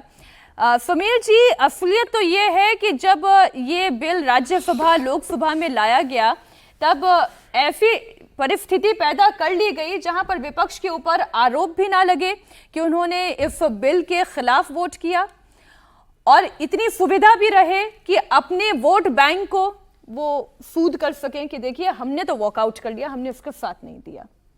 समीर जी, कोई गलत आकलन है तो उसमें आप प्लीज अपनी बात बिल्कुल देखिए, बिल्कुल तय था कि जब वंदे मातरम का बिल लोकसभा और राज्यसभा के अंदर आएगा तो उस जो मुस्लिम संगठन है वो उसका विरोध करेंगे। ओवैसी ने इसका खुलकर विरोध किया था कि हम इसका समर्थन नहीं करेंगे।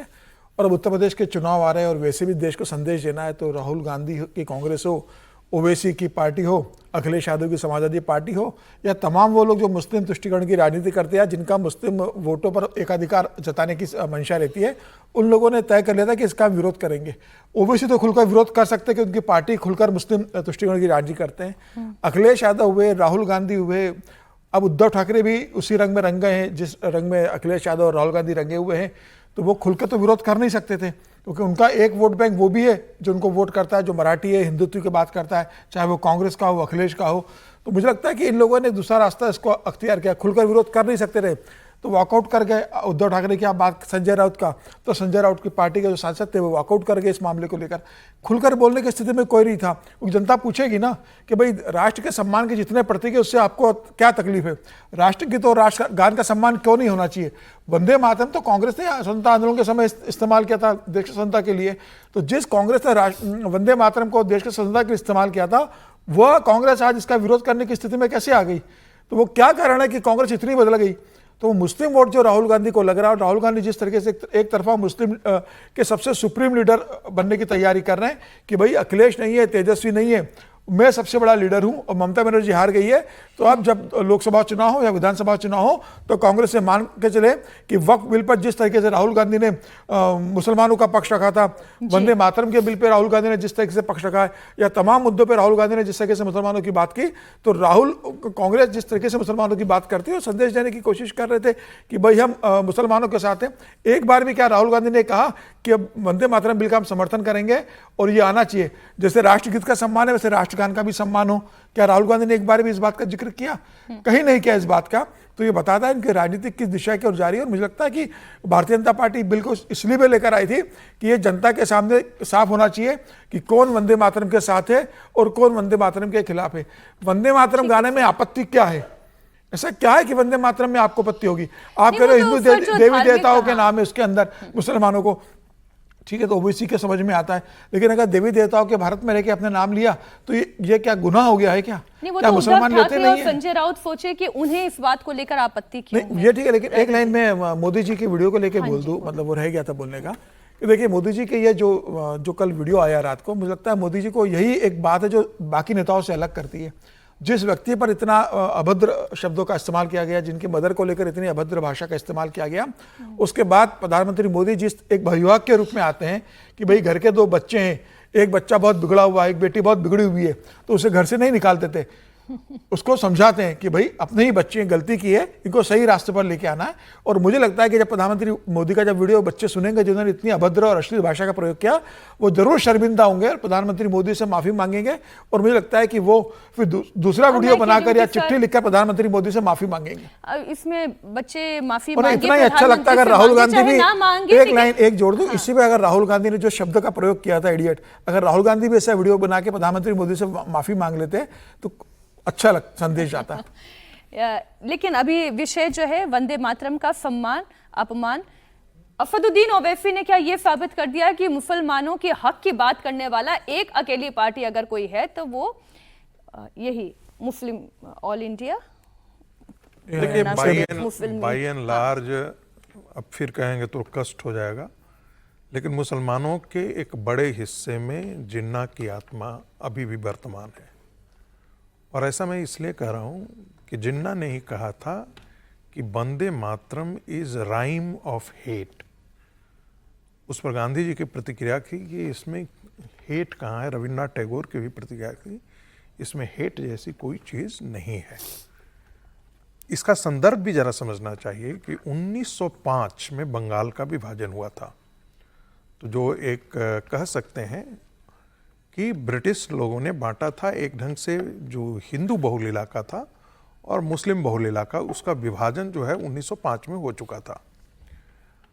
ये मुसलमानों के मुफीद था, मुसलमान इसे लाइक करते थे, लाइक किया। और 1905 से पहले वंदे मातरम दोनों समुदाय गाया करते थे, हिंदू भी गाया करते थे, मुसलमान भी गाया करते थे। लाहौर से वंदे मातरम पत्रिका निकलती थी और वो भी उर्दू में निकलती थी। लेकिन 1905 में बंगाल में ये विभाजन के खिलाफ नारा शुरू हुआ, वंदे मातरम वंदे मातरम। और फिर हम देखते हैं कि जब मुस्लिम लीग बनती है तो इसका विरोध शुरू हो जाता है। फिर इसके बाद हमने देखा कि कांग्रेस के अंदर ही जो मुसलमान हैं वो भी इसका विरोध करना शुरू कर देते हैं धीरे धीरे। तब जाकर के कांग्रेस भी कंसीड करने लगती है।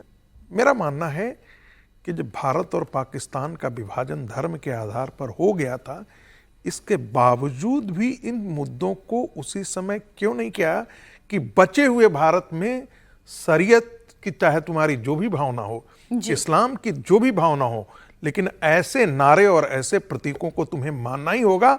और नहीं तो जिसका लखनऊ में जिक्र किए थे सरदार पटेल ने कि तुम 2 नावों की सवारी नहीं कर सकते। कल तक आपने पाकिस्तान का साथ दिया था। और मजेदार बात है कि मुस्लिम लीग से के सबसे बड़े बड़े नेता जो ट्रेजरर और सेक्रेटरी तक हुआ करते थे, वो सारे जो पाकिस्तान नहीं गए, वो सब नेहरू के साथ आकर के खड़े हो गए और उनमें से कोई मुख्यमंत्री बना, बाद में कैबिनेट मिनिस्ट्री बना। ये नेहरू की बहुत बड़ी इस देश को देन है। जिन्ना की मानसिकता को जिंदा रखने की इस देश में कांग्रेस की देन है। और वही आज जो कांटा है, वही जो बबूल का पेड़ है, वो मुसलमानों की जनसंख्या बढ़ने के बाद आज इस तरह से हरे भरे जंगलों का आप बबूल के जंगलों का आप सामने देख रहे हैं। एक और खबर, जंतर मंतर के प्रोटेस्ट के बाद जो विपक्ष के पास सबसे बड़ा मुद्दा है, एक मुद्दा तो ये भी है वंदे मातरम का, लेकिन ये मूलतः मुद्दा आप देखेंगे वो असदुद्दीन ओवैसी का मुद्दा है और मुस्लिम संगठनों का मुद्दा है। लेकिन जो चढ़ावा चोरी का मुद्दा है वो समाजवादी पार्टी का और कांग्रेस पार्टी का मुद्दा है। चढ़ावा चोरी का ट्रैक विपक्ष को संजीवनी की तरह दिखाई दे रहा है। 2029 लोकसभा चुनाव में तो अभी काफी वक्त है। ऐसे में विपक्ष और खास तौर पर अखिलेश यादव इस ट्रैक को उत्तर प्रदेश में ले जाना चाहते हैं।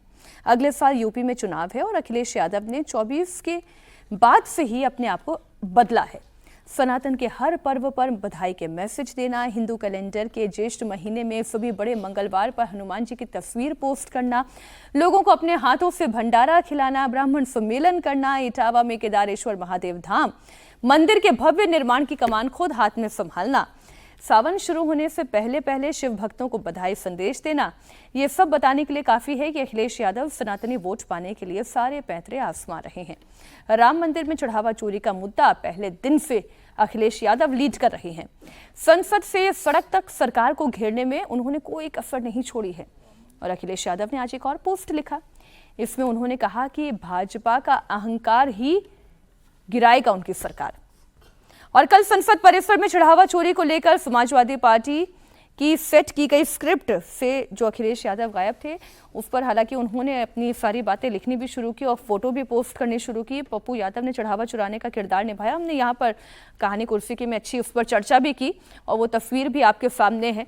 समाजवादी पार्टी के सांसद बैनर और पोस्टर के साथ खड़े रहे और पूरी मिमिक्री को देखकर संत समाज जैसे आहत है। ये खबर भी आपको दे दूं, फिर विस्तार से इस पर चर्चा होगी।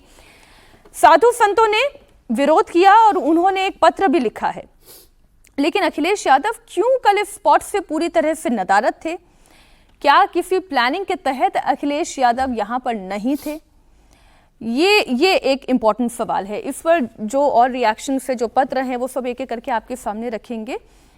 हर्षवर्धन जी, ये ट्रैक क्या है? पहले तो हम समाजवादी पार्टी का ट्रैक समझे कि सारे नेता थे पर अखिलेश यादव मौजूद नहीं थे। इसका मतलब ये कि सभी ने समर्थन दिया इसका, और उसमें अखिलेश यादव का भी ग्रीन सिग्नल था।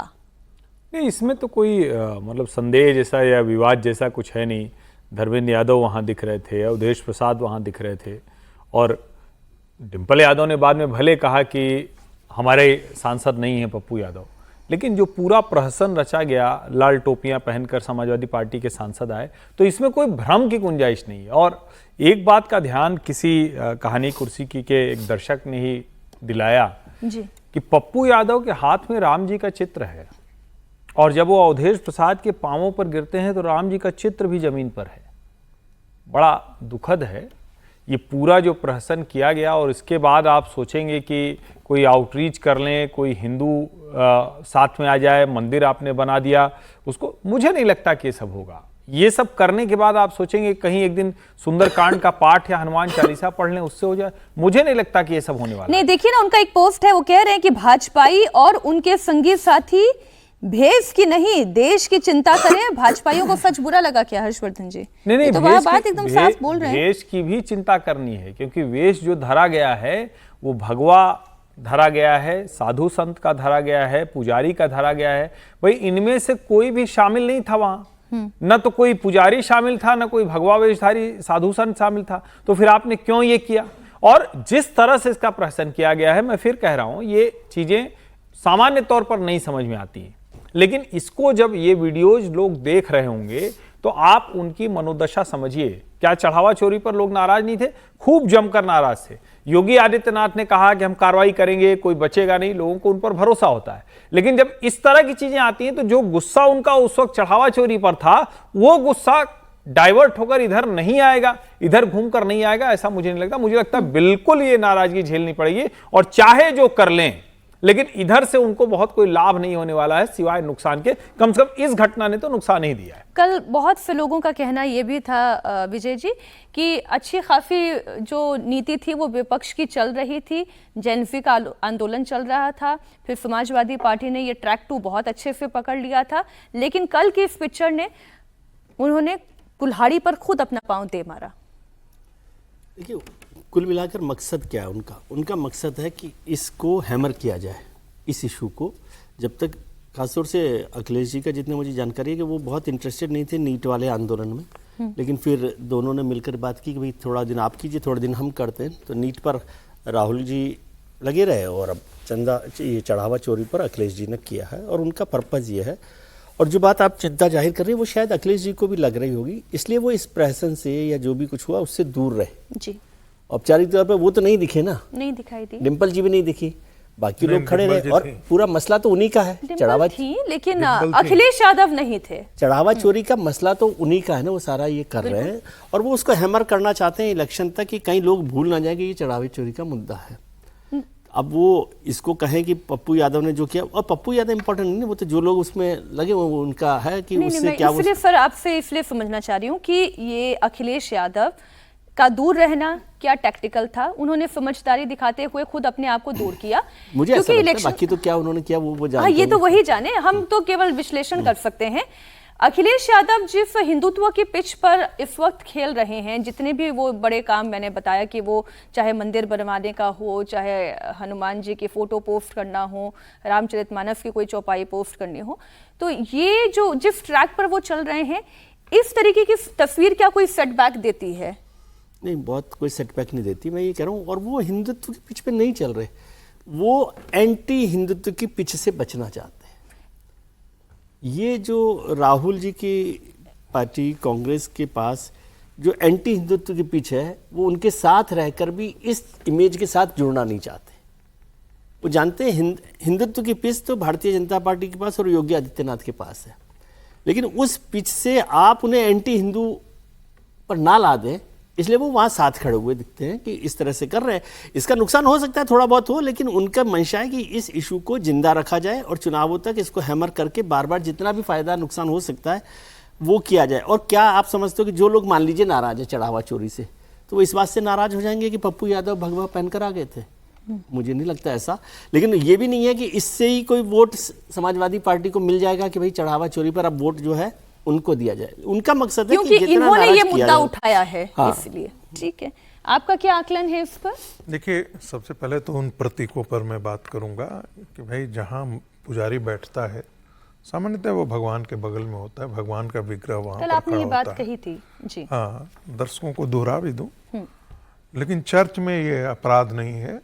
चर्च में तो आप जूता भी पहन करके जा सकते हैं और भी कुछ लेकर के जा सकते हैं, कोई फर्क नहीं पड़ता है वहाँ पर। लेकिन मंदिर में जो जिसे कहते हैं ना डकैत, और वो भी होता है ना, तो जूता उतार लेता है, थोड़ा सा डरता है। लेकिन जब चर्च वाले अभ्यस्त हों तो वैसे ही लोग वहाँ पर जाएंगे, कोई बात नहीं है। दूसरी बात मैंने कल भी दोहराई थी और आज भी दोहराई थी, पुजारियों को जिस ढंग से दिखाया गया है, वो फिर कह रहा हूँ, वो पूरी सनातन पर एक प्रहार है। और कल इस बात पर बहस छिड़ गई थी कि भाई क्या आप इस्लामिक प्रतीकों को और क्रिश्चियनिटी के प्रतीकों को ऐसे ही दिखा सकते हैं? तो बहस छिड़ गई थी। तुलना इसलिए किया जाता है कि हिंदू समाज एक सहिष्णु समाज है, इसलिए आप उसके केंद्र पर रोज प्रतिघात कर रहे हैं, रोज ये इस ढंग से मजाक उड़ा रहे थे। कोई नहीं साधु, न कोई सन्यासी दान रहे। यदि आप विश्व हिंदू परिषद का मजाक उड़ाते, बात समझ में आती थी। ट्रस्ट का मजाक उड़ाते, बात समझ में आती थी। राजनीतिक कारणों से आप भारतीय जनता पार्टी का मजाक उड़ाते, जो आप स्लोगन्स में था कि भाई पैसा कहाँ से आ रहा है भारतीय जनता पार्टी के खाते में, जिसका कोई लेना देना नहीं था इसके बावजूद भी। लेकिन क्या इससे अखिलेश यादव को फायदा होने वाला है? अखिलेश यादव की पार्टी इसमें सम्मिलित नहीं थी, ऐसा मैं नहीं मानता। पूरे अखिलेश यादव, सिर्फ अखिलेश यादव न थे, बाकी सारी पार्टियां थी वहाँ, उनके सारे सांसद थे, खुद उनकी अखिलेश यादव की पत्नी भी थी, वो भी चंदा देने गई थी वहाँ पर। ठीक है, तो ये कहना कि समाजवादी पार्टी नहीं ऐसी की थी, बिल्कुल ऐसी की थी। तो इससे अखिलेश यादव को कोई फायदा होने वाला है? मुझे नहीं कोई लग रहा है कि इससे कोई फायदा होने वाला है। दूसरा, जो भारतीय जनता पार्टी के प्रति जो आक्रोश थोड़ा बहुत उत्पन्न हुआ होगा, खास करके विश्व हिंदू परिषद के खिलाफ जो आक्रोश उत्पन्न हुआ होगा, तो वे सारे सनातनी जो है उनका गुस्सा इस तरफ डाइवर्ट किया होगा। जो कल से जो जिस प्रकार से कल हम साधु सन्यासियों का स्टेटमेंट मैंने अयोध्या में सोशल मीडिया पर भी सुने और टेलीविजन पर भी आकर के कुछ लोगों ने प्रतिक्रिया की। सही ट्रैक पर, मतलब आप ये कह रहे हैं कि विपक्ष अपने ट्रैक पर ठीक चल रही थी। हाँ, अब वो ट्रैक इन्होंने जैसे ही बदला तो जो लोग आहत थे भी अब यहाँ पर वो गुस्सा ज्यादा होंगे। दूसरी बात, रावण तो बहुत प्रकांड पंडित था, शिव भक्त था, उससे बड़ा तो भक्त कोई हुआ नहीं शिव का। लेकिन उसकी गणना तो राक्षसों में ही की जाती है ना। तो हिंदू समाज ये कैसे भूलेगा कि इसी मुलायम सिंह के समाजवादी पार्टी ने मुसलमानों के खातिर हिंदुओं की हत्या करवाई थी, बर्बर हत्या, नृशंस हत्या करवाई थी। ये हिंदू समाज यदि भूलता है तो ये ऐसा ही भूलना है जैसे बाबर और औरंगजेब की हत्या को और नरसंहार को भूल जाए। एक खबर और उत्तर प्रदेश की ही है, जहां पर चुनावी सरगर्मी तेज है। बसपा सुप्रीमो मायावती ने टिकट बंटवारे और पार्टी के आंतरिक फैसलों को लेकर एक बयान दिया। मायावती ने बीएसपी के उम्मीदवारों के चयन को लेकर चल रही तमाम अटकलों पर विराम लगाया।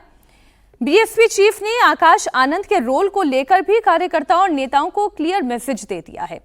मायावती ने 2 टूक शब्दों में साफ कहा कि यूपी समेत पूरे देश में प्रत्याशियों के नाम पर अंतिम मोहर सिर्फ और सिर्फ वही लगाएंगी। समीर जी, इस पर हम चर्चा कर लें। वो जानती हैं ये फ्यूचर है आकाश आनंद, लेकिन अभी बागडोर उनके हाथ में ही रहेगी इस इलेक्शन में। देखिए, मुझे लगता है आकाश आनंद को भी अब समझ में आ गया होगा कि भाई मायावती ही पार्टी की सुप्रीमो है। जिस तरीके से वो बीच में उनको लग रहा था कि भाई वो पार्टी में उनका हस्तक्षेप बढ़ रहा था, उनको पार्टी से निकाल दिया था मायावती ने, उनके ससुर साहब को भी पार्टी से निकाला था, और जिस तरीके से मायावती ने उनको फिर पार्टी में लिया, तो आकाश आनंद इस बात को समझते कि भाई मायावती सुप्रीमो है। पार्टी बसपा में ये सबको क्लियर है, बसपा में कोई किसी को डाउट नहीं है कि भाई मायावती के अलावा कोई फैसला कर सकता है। क्यों? क्योंकि दलित वोट उन्हीं के नाम पर आएगा, आकाश आनंद के नाम पर शायद ना आए। नेता वो है, और मुझे लगता है कि उन्होंने सबको संदेश दे दिया कि भाई टिकट मैं ही तय करूंगी, और टिकट मैं ही तय करूंगी, इसका मतलब जो भी चढ़ाना है वो सीधे मेरे पास आकर चढ़ाना है। आप ये सोचो कि कहीं और आप व्यवस्था कर लो और टिकट आपको मिल जाए, तो ये संभव नहीं है। चढ़ावा में चोरी नहीं होनी चाहिए। बस जो कुछ है मैं ही अंतिम निर्णय लेने वाली हूँ, तो कोई आपको बरगला है कुछ कहे तो आप किसी की बातों में नहीं आना। तो बहुत मैसेज साफ है मायावती का। लेकिन मायावती चुनाव लड़ेंगी क्या? क्या स्थिति है मायावती की उत्तर प्रदेश के अंदर? आप जो मान के चल रहे हो कि इनका क्या संगठन है, आप रैली कर नहीं रहे हो, आप पार्टी की बैठक कर नहीं रहे हो, कहीं आपका संगठन नहीं बचा, आपका सारा वोट बैंक समाजवादी पार्टी और भारतीय जनता पार्टी के अंदर बढ़ गया। लेकिन जाटव वोट बैंक तो अभी भी उनके पास है। अभी भी इंटैक्ट है। नहीं, वोट आपका 9 से 10%, 11% का वोट जाटो वोट से आप क्या कर लोगे? एक विधायक है आपके पास, एक लोकसभा सांसद नहीं आपके पास है, खुद आप चुनाव लड़ेंगे लोकसभा का। एक विधायक है, वो भी आपका कहा जाता है कि भाई वो योगी जी का सबसे करीबी, योगी जी कहते हैं वो करते हैं। तो आप ऐसी स्थिति के अंदर आप क्या चुनाव लड़ने के लिए जाओगे? अभी तक क्या मायावती ने लगा कि जमीन स्तर पर काम कर रही है? क्या मायावती ने भारतीय जनता पार्टी या मोदी जी के ऊपर कोई हमला बोला? क्या योगी जी पे बोला? क्या अखिलेश यादव को जरूर बोलती रहती कांग्रेस को? अब ये भली बात है कि कांग्रेस कोशिश कर रही होगी कि वही मायावती के साथ गठबंधन हो जाए, ओवैसी कोशिश कर रहे हैं कि मायावती के साथ गठबंधन हो जाए। मायावती से ज्यादा काम तो मुझे लगता है कि चंद्रशेखर आजाद कर रहे, जो नगीना जो सांसद है वो फील्ड पे लगातार एक्टिव है। सांसद खुद अपने नगीना से वो जीत चुके हैं। तो मुझे लग रहा है कि अब वो मायावती का रिप्लेसमेंट अपने आप को देख रहे हैं, और युवाओं को भी लग रहा हो कि भाई मायावती तो महल से निकलती नहीं है, कम से कम ये जमीनी स्तर पर संघर्ष तो करते हैं। तो मुझे लग रहा है कि मायावती अप्रासंगिक है, कोई बहुत बड़ा उनकी कोई भूमिका नहीं है। 8-10% का वोट बैंक वो बचा लेगी अपने लिए, ये उनकी उपलब्धि होगी। इससे ज्यादा मुझे लगता है आपके वन लाइनर के बिना ब्रेक पर चली जाऊंगी तो गलत हो जाएगा। तो ये दलित वोट की ये जो माया है, वो अब वैसे कुछ उसकी भूमिका रह नहीं गई है जैसा समीर जी का आकलन है। लेकिन अगर अब वो नेतृत्व नहीं तैयार करेंगे, फिर क्या रहेगा पार्टी का? समीर जी जो आकलन कर रहे हैं वो बिल्कुल ठीक है, लेकिन मुझे समझ नहीं आया, आप मायावती जी की बात कर रहे हैं, बीजेपी के बिना कर रहे हैं। जिसको तय करना उस पर बात कीजिए ना। तो अभी मायावती जी ही तय करेंगी, ये आप कहना चाह रहे हैं? मायावती जी नहीं तय करेंगी, बीजेपी तय करेगी मायावती जी को क्या करेंगे। ये व्यंग कितना खतरनाक कर रहे हैं कि मायावती वही करेंगी जो बीजेपी कहेगी। सर ऐसा नहीं है। बिना बीजेपी के मायावती जी पे पूरी चर्चा कर रहे हैं। राष्ट्रीय सुरक्षा सलाहकार अजीत डोभाल को प्रतिष्ठित लोकमान्य तिलक सम्मान दिया गया। डोभाल को यह सम्मान गृह मंत्री अमित शाह ने पुणे में आयोजित कार्यक्रम में दिया। इस दौरान अमित शाह ने अजीत डोभाल की जमकर तारीफ की। शाह ने कहा कि डोभाल ने देश के लिए जो किया है वो हमेशा याद रखा जाएगा। डोभाल की काबिलियत के चलते मोदी ने 2014 में प्रधानमंत्री का पद संभालने के बाद पहली नियुक्ति अजीत डोभाल की ही की थी। साथ ही अमित शाह ने कहा कि डोभाल के एनएसए के तौर पर कार्यकाल में देश की आंतरिक सुरक्षा को मजबूती मिली है। जब मोदी जी 2014 में प्रधानमंत्री बने, उन्होंने सबसे पहला अपॉइंटमेंट प्रधानमंत्री के नाते किया था, तो प्रिंसिपल सेक्रेटरी का नहीं किया था, अजीत डोभाल जी के एनएसए के रूप में चयन करने का काम किया। मैं गृह मंत्री के नाते कह सकता हूं, मल्टी एजेंसी सेंटर देश की आंतरिक सुरक्षा की रीढ़ की हड्डी आज बना है। मोदी जी के आने के बाद 19 के बाद हमने उसको पूरी तरह से पुनर्जीवित भी किया है और एक नया अवतार भी आज के समय के रूप में लाए हैं। परंतु मैक के स्थापक अध्यक्ष अगर कोई था तो अजीत डोभाल जी थे। उन्होंने ही मैक की नींव, मजबूत नींव रखने का काम किया। एनएसए अजीत डोभाल ने मंच से देश के युवाओं को संदेश दिया। डोभाल ने कहा कि युवाओं को देश के लिए समर्पित होना चाहिए। देश का युवा इस समय को गवा नहीं सकता। साथ ही डोभाल ने मोदी के नेतृत्व की भी तारीफ की। तम वेदनी किरण का संधान मांगता हूं।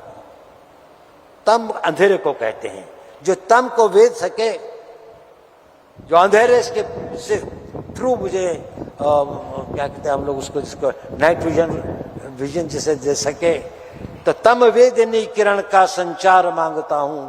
जड़ता विनाश को फिर भूचाल मांगता हूं। ये जो जड़ भाव है, जो कि आपको भ्रमित कर देते हैं, आपको उन दिशाओं में ले जाते हैं कि आप अपनी देश की, राष्ट्र की, मानवता की, समाज की जो सही दिशा है उसको छोड़कर आप निजी इंटरेस्ट की दिशा में चले जाते हैं, आप सेक्टेरियन इंटरेस्ट की दिशा में चले जाते हैं, चीप पॉपुलैरिटी में चले जाते हैं। विष का सदा लहू में संचार मांगता हूं, प्यारे स्वदेश के हित अंगार मांगता हूं। विष का सदा लहू में संचार मांगता हूं, तूफान मांगता हूं, विस्फोट मांगता हूं, चढ़ती जवानियों का श्रृंगार मांगता हूं। आज का जो यौवन है, आज का जो यूथ है, वो अपने आप को समर्पित करे, पूर्ण रूप से ये सोचे कि मैं राष्ट्र हित में ही करूंगा। अगर मेरे छोटे मोटे इंटरेस्ट हो भी, चाहे कुछ हो, उनको मैं नजरअंदाज करूंगा, वो बात की बात है। अभी तो देश को बनाना है। ये वो समय है जो हम गंवा नहीं सकते। ये एक विंडो ऑफ अपॉर्चुनिटी इस देश के इतिहास में आई है और मुझे आशा है कि हम लोग इसमें कामयाब सिद्ध होंगे और अपना एक नया इतिहास बनाएंगे। बनाने के लिए अगर एकजुट होकर चलें तो उतनी दूर भी नहीं है। आज हम बहुत भाग्यशाली हैं। हमारे देश में एक ऐसा नेतृत्व है, हमारे देश के अंदर एक ऐसा वातावरण है कि जहां पर हम अपने आप को शक्तिशाली बना सकते हैं। माननीय मोदी जी, माननीय अमित शाह जी, माननीय सभी लोग इतने एकजुट होकर काम करें। मुझे तो गृह मंत्री जी के साथ काफी क्लोजली काम करने का सौभाग्य मिला है। मैंने उनकी देश हित के प्रति जो कमिटमेंट देखी है, उनका जो विश्वास देखा है और उनकी जो दृढ़ता देखी है और क्लियर विजन, और कभी किसी असमंजस उनको नहीं होता, वो बड़ी श्रद्धा के पात्र है। मैं कहता हूं उन्होंने हमारा तो एक लिमिटेड काम होता है, लेकिन जो उन्होंने देश के लिए किया है, जो प्रधानमंत्री जी ने देश के लिए किया है, ये शायद इस देश को बहुत आगे बढ़ाएगा। ये जिस विश्वास की बात कर रहे थे, जिस समय की बात कर रहे थे, जिस आक्रोश की बात कर रहे थे, जिस मेहनत की बात कर रहे थे, जो आगे सीखने की ललक की बात कर रहे थे, वो सीधी सीधी वो बात है जो जेनसी को संबोधित करने वाली बात है। हर्षवर्धन जी, यहाँ से चर्चा को आगे बढ़ाते हुए, डोभाल वाकई में जो देश की सुरक्षा के लिए कर रहे हैं वो एक अलग हिस्सा है, और वो हिस्सा जो इस वक्त युवाओं से संवाद का हिस्सा है वो अजीत डोभाल ने किया। देखिए, इसमें तो कहीं कोई संदेह ही नहीं है। जो इस सरकार का बड़ा से बड़ा आलोचक होगा वो भी मानता है कि अजीत डोभाल जैसा जो स्पाई मास्टर है, इस अजीत डोभाल जैसा जिसको कहते हैं ना कि कमाल का कमांडर है, वो जो एनएसए के तौर पर उनकी भूमिका है, चूँकि एक जिसको कहें कि विजय ज़्यादा बताएंगे, लेकिन एक लाइन में पहले जो एनएसए के तौर पर ब्रजेश मिश्रा की भूमिका थी वो थोड़ा पॉलिटिकल दिखते थे। उनके जो एक्शंस होते थे, उनके जो मैन्यूवरिंग होती थी, ये प्योर स्पाई मास्टर है। ये आदमी सिर्फ ऑपरेशंस, ये आदमी सिर्फ सिक्योरिटी, उससे इतर इसको कोई मतलब नहीं। और इसीलिए आप ये भी समझिए, ये पॉलिटिकली अलाइंड नहीं है। मतलब इसको आप ये एक बेसिक डिफरेंस समझिए। अजीत डोभाल कोई पॉलिटिकली अलाइंड व्यक्ति नहीं है, वो देश के लिए अलाइंड व्यक्ति है। सरकार कोई भी हो इसी तरह से काम करते हैं। लेकिन चूंकि इस सरकार में नरेंद्र मोदी हैं, अभी गृह मंत्री अमित शाह ने बताया कि पहला अपॉइंटमेंट इनका किया। होम मिनिस्टर जब अमित शाह जैसा आदमी है तो फिर वो बात, और जिसको कहते हैं ना कि एक जो शानदार ट्रायंगल बनता है। और जरा जो लोग बहुत ये खास करके पावर कॉरिडोर में खूब चलता है कि गृह मंत्री अमित शाह और एनएसए अजीत डोभाल के बीच में खूब रस्साकशी चलती है, ये खूब चलता है। लेकिन दोनों एक दूसरे के लिए जिस तरह का भाव रखते हैं उसको जरा समझना चाहिए, और इसीलिए जब ऐसे बड़े मसले होते हैं तो छोड़ देना चाहिए। ये एक पहलू। दूसरा जो यूथ वाला है, अजीत डोभाल के मैंने मेरे ख्याल से कुछ आधा दर्जन स्पीचेज सुनी है, क्योंकि बहुत कम स्पीचेज होती हैं, लेकिन जो स्पीचेज होती हैं वो कमाल होती हैं। एक तो जो जब यूथ से बात कर रहे होते हैं तो वो ये बता रहे होते हैं कि देश के लिए आपकी भूमिका क्या है, और एक शब्द उन्होंने कहा कि अगर छोटा मोटा कुछ आपका हित आए तो देश हित के लिए उसको दरकिनार कर दो।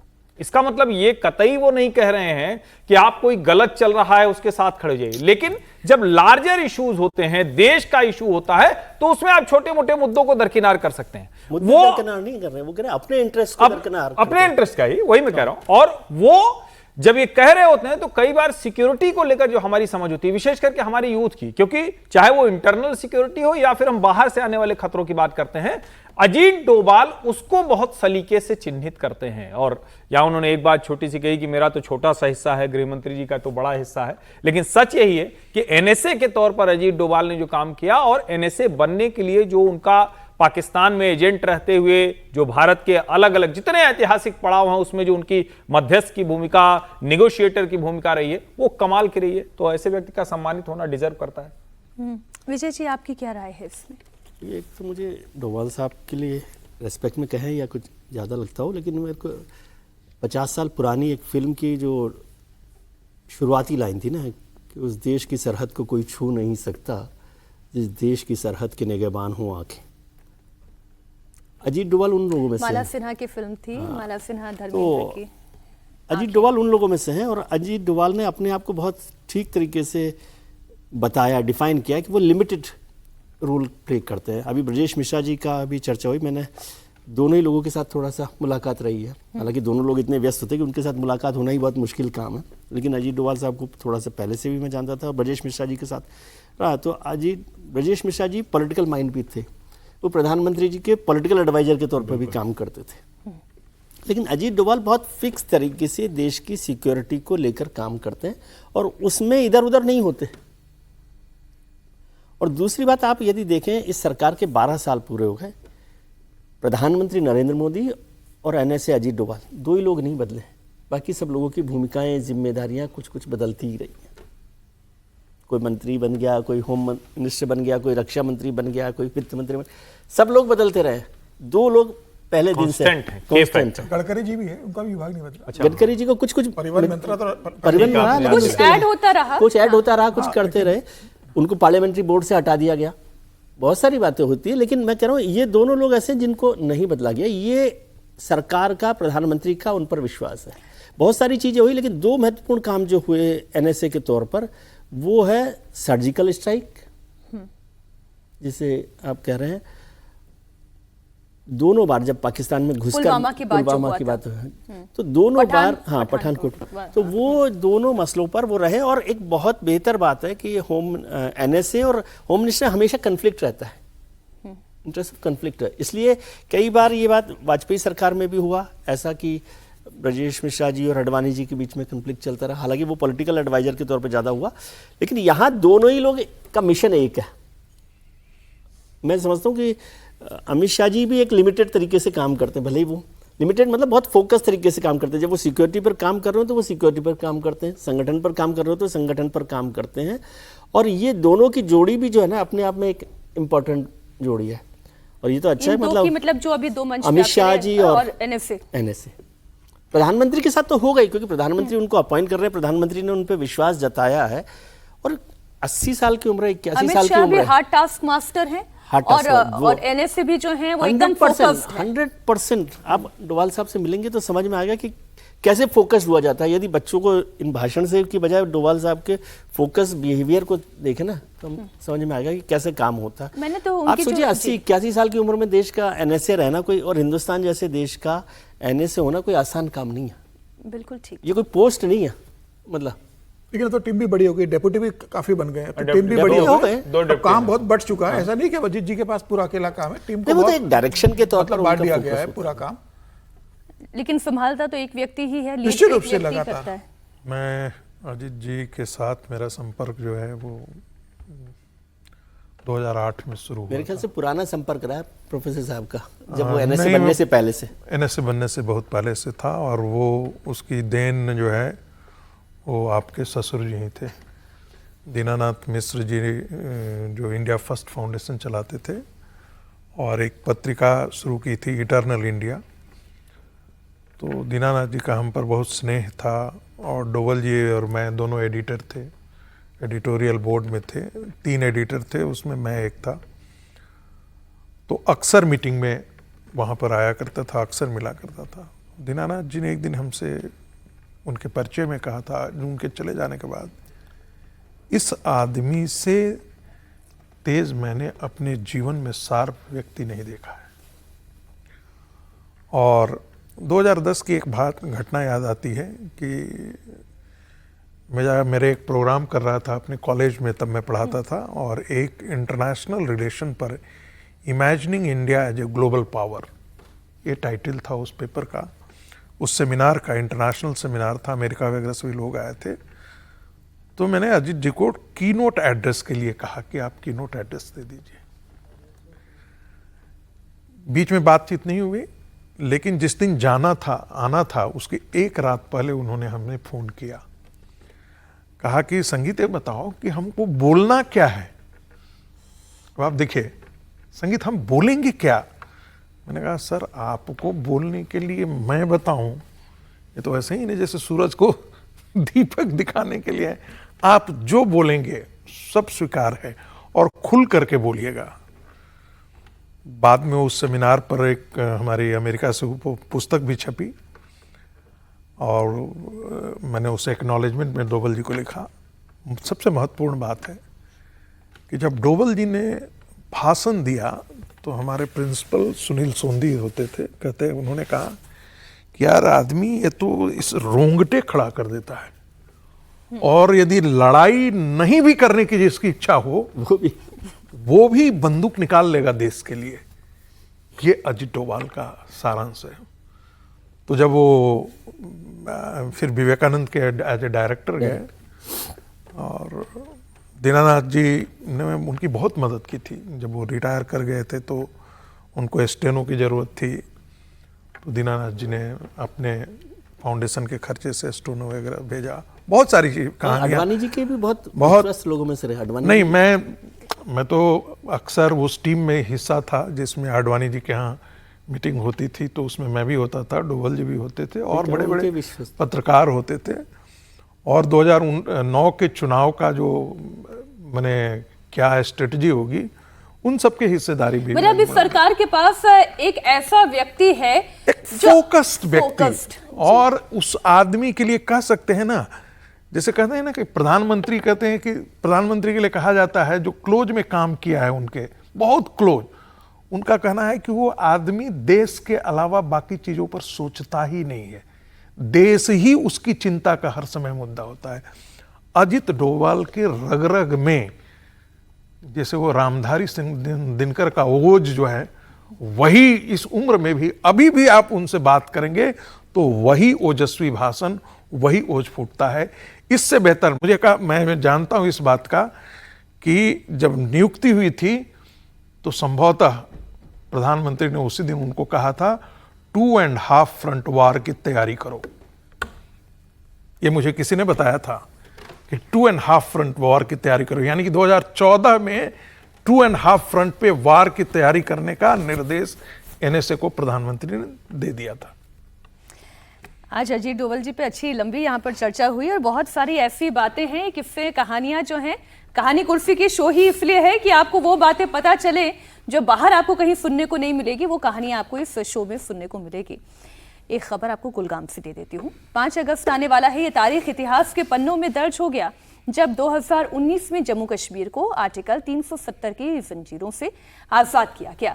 ये तारीख रह रहकर आतंकियों के सीने पर चुभती है, इसलिए आतंकी हर बार अपनी जो झल्लाहट है कोई ना कोई वारदात करके निकालने की कोशिश करते हैं। और कुलगाम में केलम गांव में 2 प्रवासी मजदूरों की बेरहमी से हत्या इसी कड़ी का एक हिस्सा है।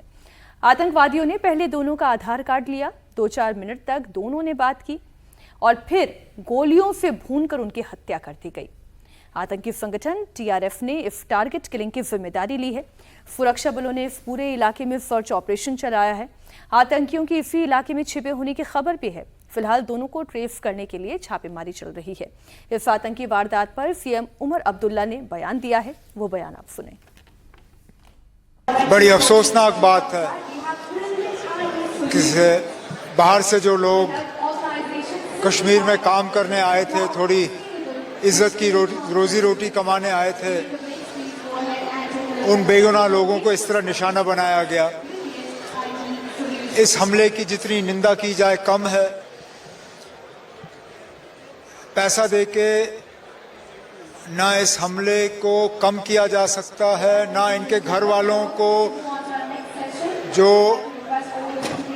तकलीफ का सामना करना पड़ा है उसमें कोई कमी आएगी। लेकिन ये हमारे तरफ से एक छोटी सी कोशिश है कि इस मुश्किल दौर में हम थोड़ी सी उनकी मदद करें। ये भी हम जैसे इंसान हैं, हमारे जो लोग यहाँ मजदूरी करते हैं, काम करते हैं, अपने बच्चों को पालते हैं, इतनी दूर ये क्यों आते हैं? क्योंकि शायद वहाँ इनका रोज़गार नहीं, यहाँ कश्मीर में इनको रोज़गार मिलता है। तो ऐसे में इनको इस तरह से गोलियां मार के इनको मेरे पास अल्फाज नहीं इस इंसिडेंट को कंडेम करने के लिए। मुझे लगता है कि ये सिलसिला रुकना चाहिए और जो सिक्योरिटी है, जो यहाँ इतना सिक्योरिटी की वजह से लोगों को इतना अजाब है लोगों पे, उसके बावजूद ये इंसिडेंट्स होना मुझे लगता है कहीं ना कहीं सिक्योरिटी में कोताही है। हम जिस टीआरएफ की बात कर रहे हैं, द रेजिस्टेंस फ्रंट, ये जब से बाकी आतंकी संगठन समीर जी खत्म हुए हैं, उनकी रीढ़ की हड्डी टूटी है, तब से ये फ्रंट आकर खड़ा हुआ है। क्योंकि अब हम अजीत डोभाल की बात कर रहे थे तो उसी के कड़ी में हम इसको भी जोड़ लेते हैं। बड़ा चैलेंज इस वक्त सिक्योरिटी एजेंसीज के पास ये है कि पूरी तरीके से कैसे खत्म किया जाए।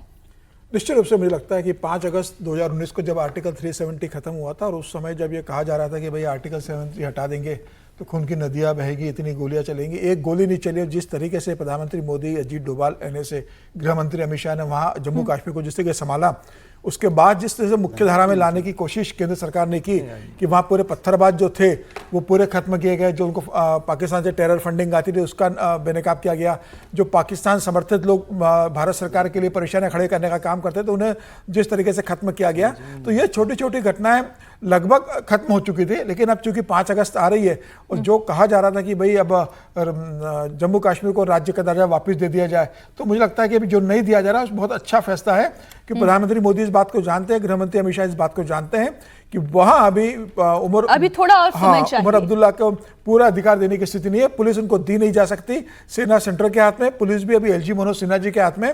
तो मुझे लग रहा है कि केंद्र सरकार को लग रहा होगा कि अभी स्थितियां ऐसी नहीं है कि सब कुछ उमर अब्दुल्ला के हाथ में दिया जाए। और जिस तरीके से फारूक अब्दुल्ला का बयान आया, जिस तरीके से महबूबा का बयान आते रहे, तो जब तक वहाँ सेना रहेगी, जब तक वहाँ एलजी का शासन रहेगा, गृह मंत्रालय उनके हाथ में रहेगा, तब तक वहाँ स्थिति नॉर्मल रहेगी। फिलहाल मुझे लगता है कि केंद्र सरकार का ये फैसला बेहतर है। और एक दो मजदूरों की जो हत्या हुई है बहुत मतलब घृणित है। सेना काम करेगी, वहां पर सेना है, उसमें अजीत डोभाल का भी बयान। जब तक धर्म पूछकर मारने वाली घटनाएं बंद नहीं होंगी, जब तक तुम जम्मू कश्मीर के नहीं हो, कश्मीर में कर क्या रहे हो, ये पूछकर जब तक मारने वाली घटनाएं खत्म नहीं होंगी, तब तक पूरी तरह से नॉर्मल से नहीं आ सकती। जो आप बात कह रहे हैं कि पूर्ण राज्य का दर्जा नहीं दिया जा सकता, बहुत कुछ बदला है, अभी और कुछ बदलने की आवश्यकता है। लेकिन कहानी कुर्सी के में आज समय बस इतना ही था। बहुत शुक्रिया समीर जी, आपका भी, हर्षवर्धन जी, विजय जी, रागी जी, बहुत धन्यवाद हमारे साथ जुड़ने के लिए।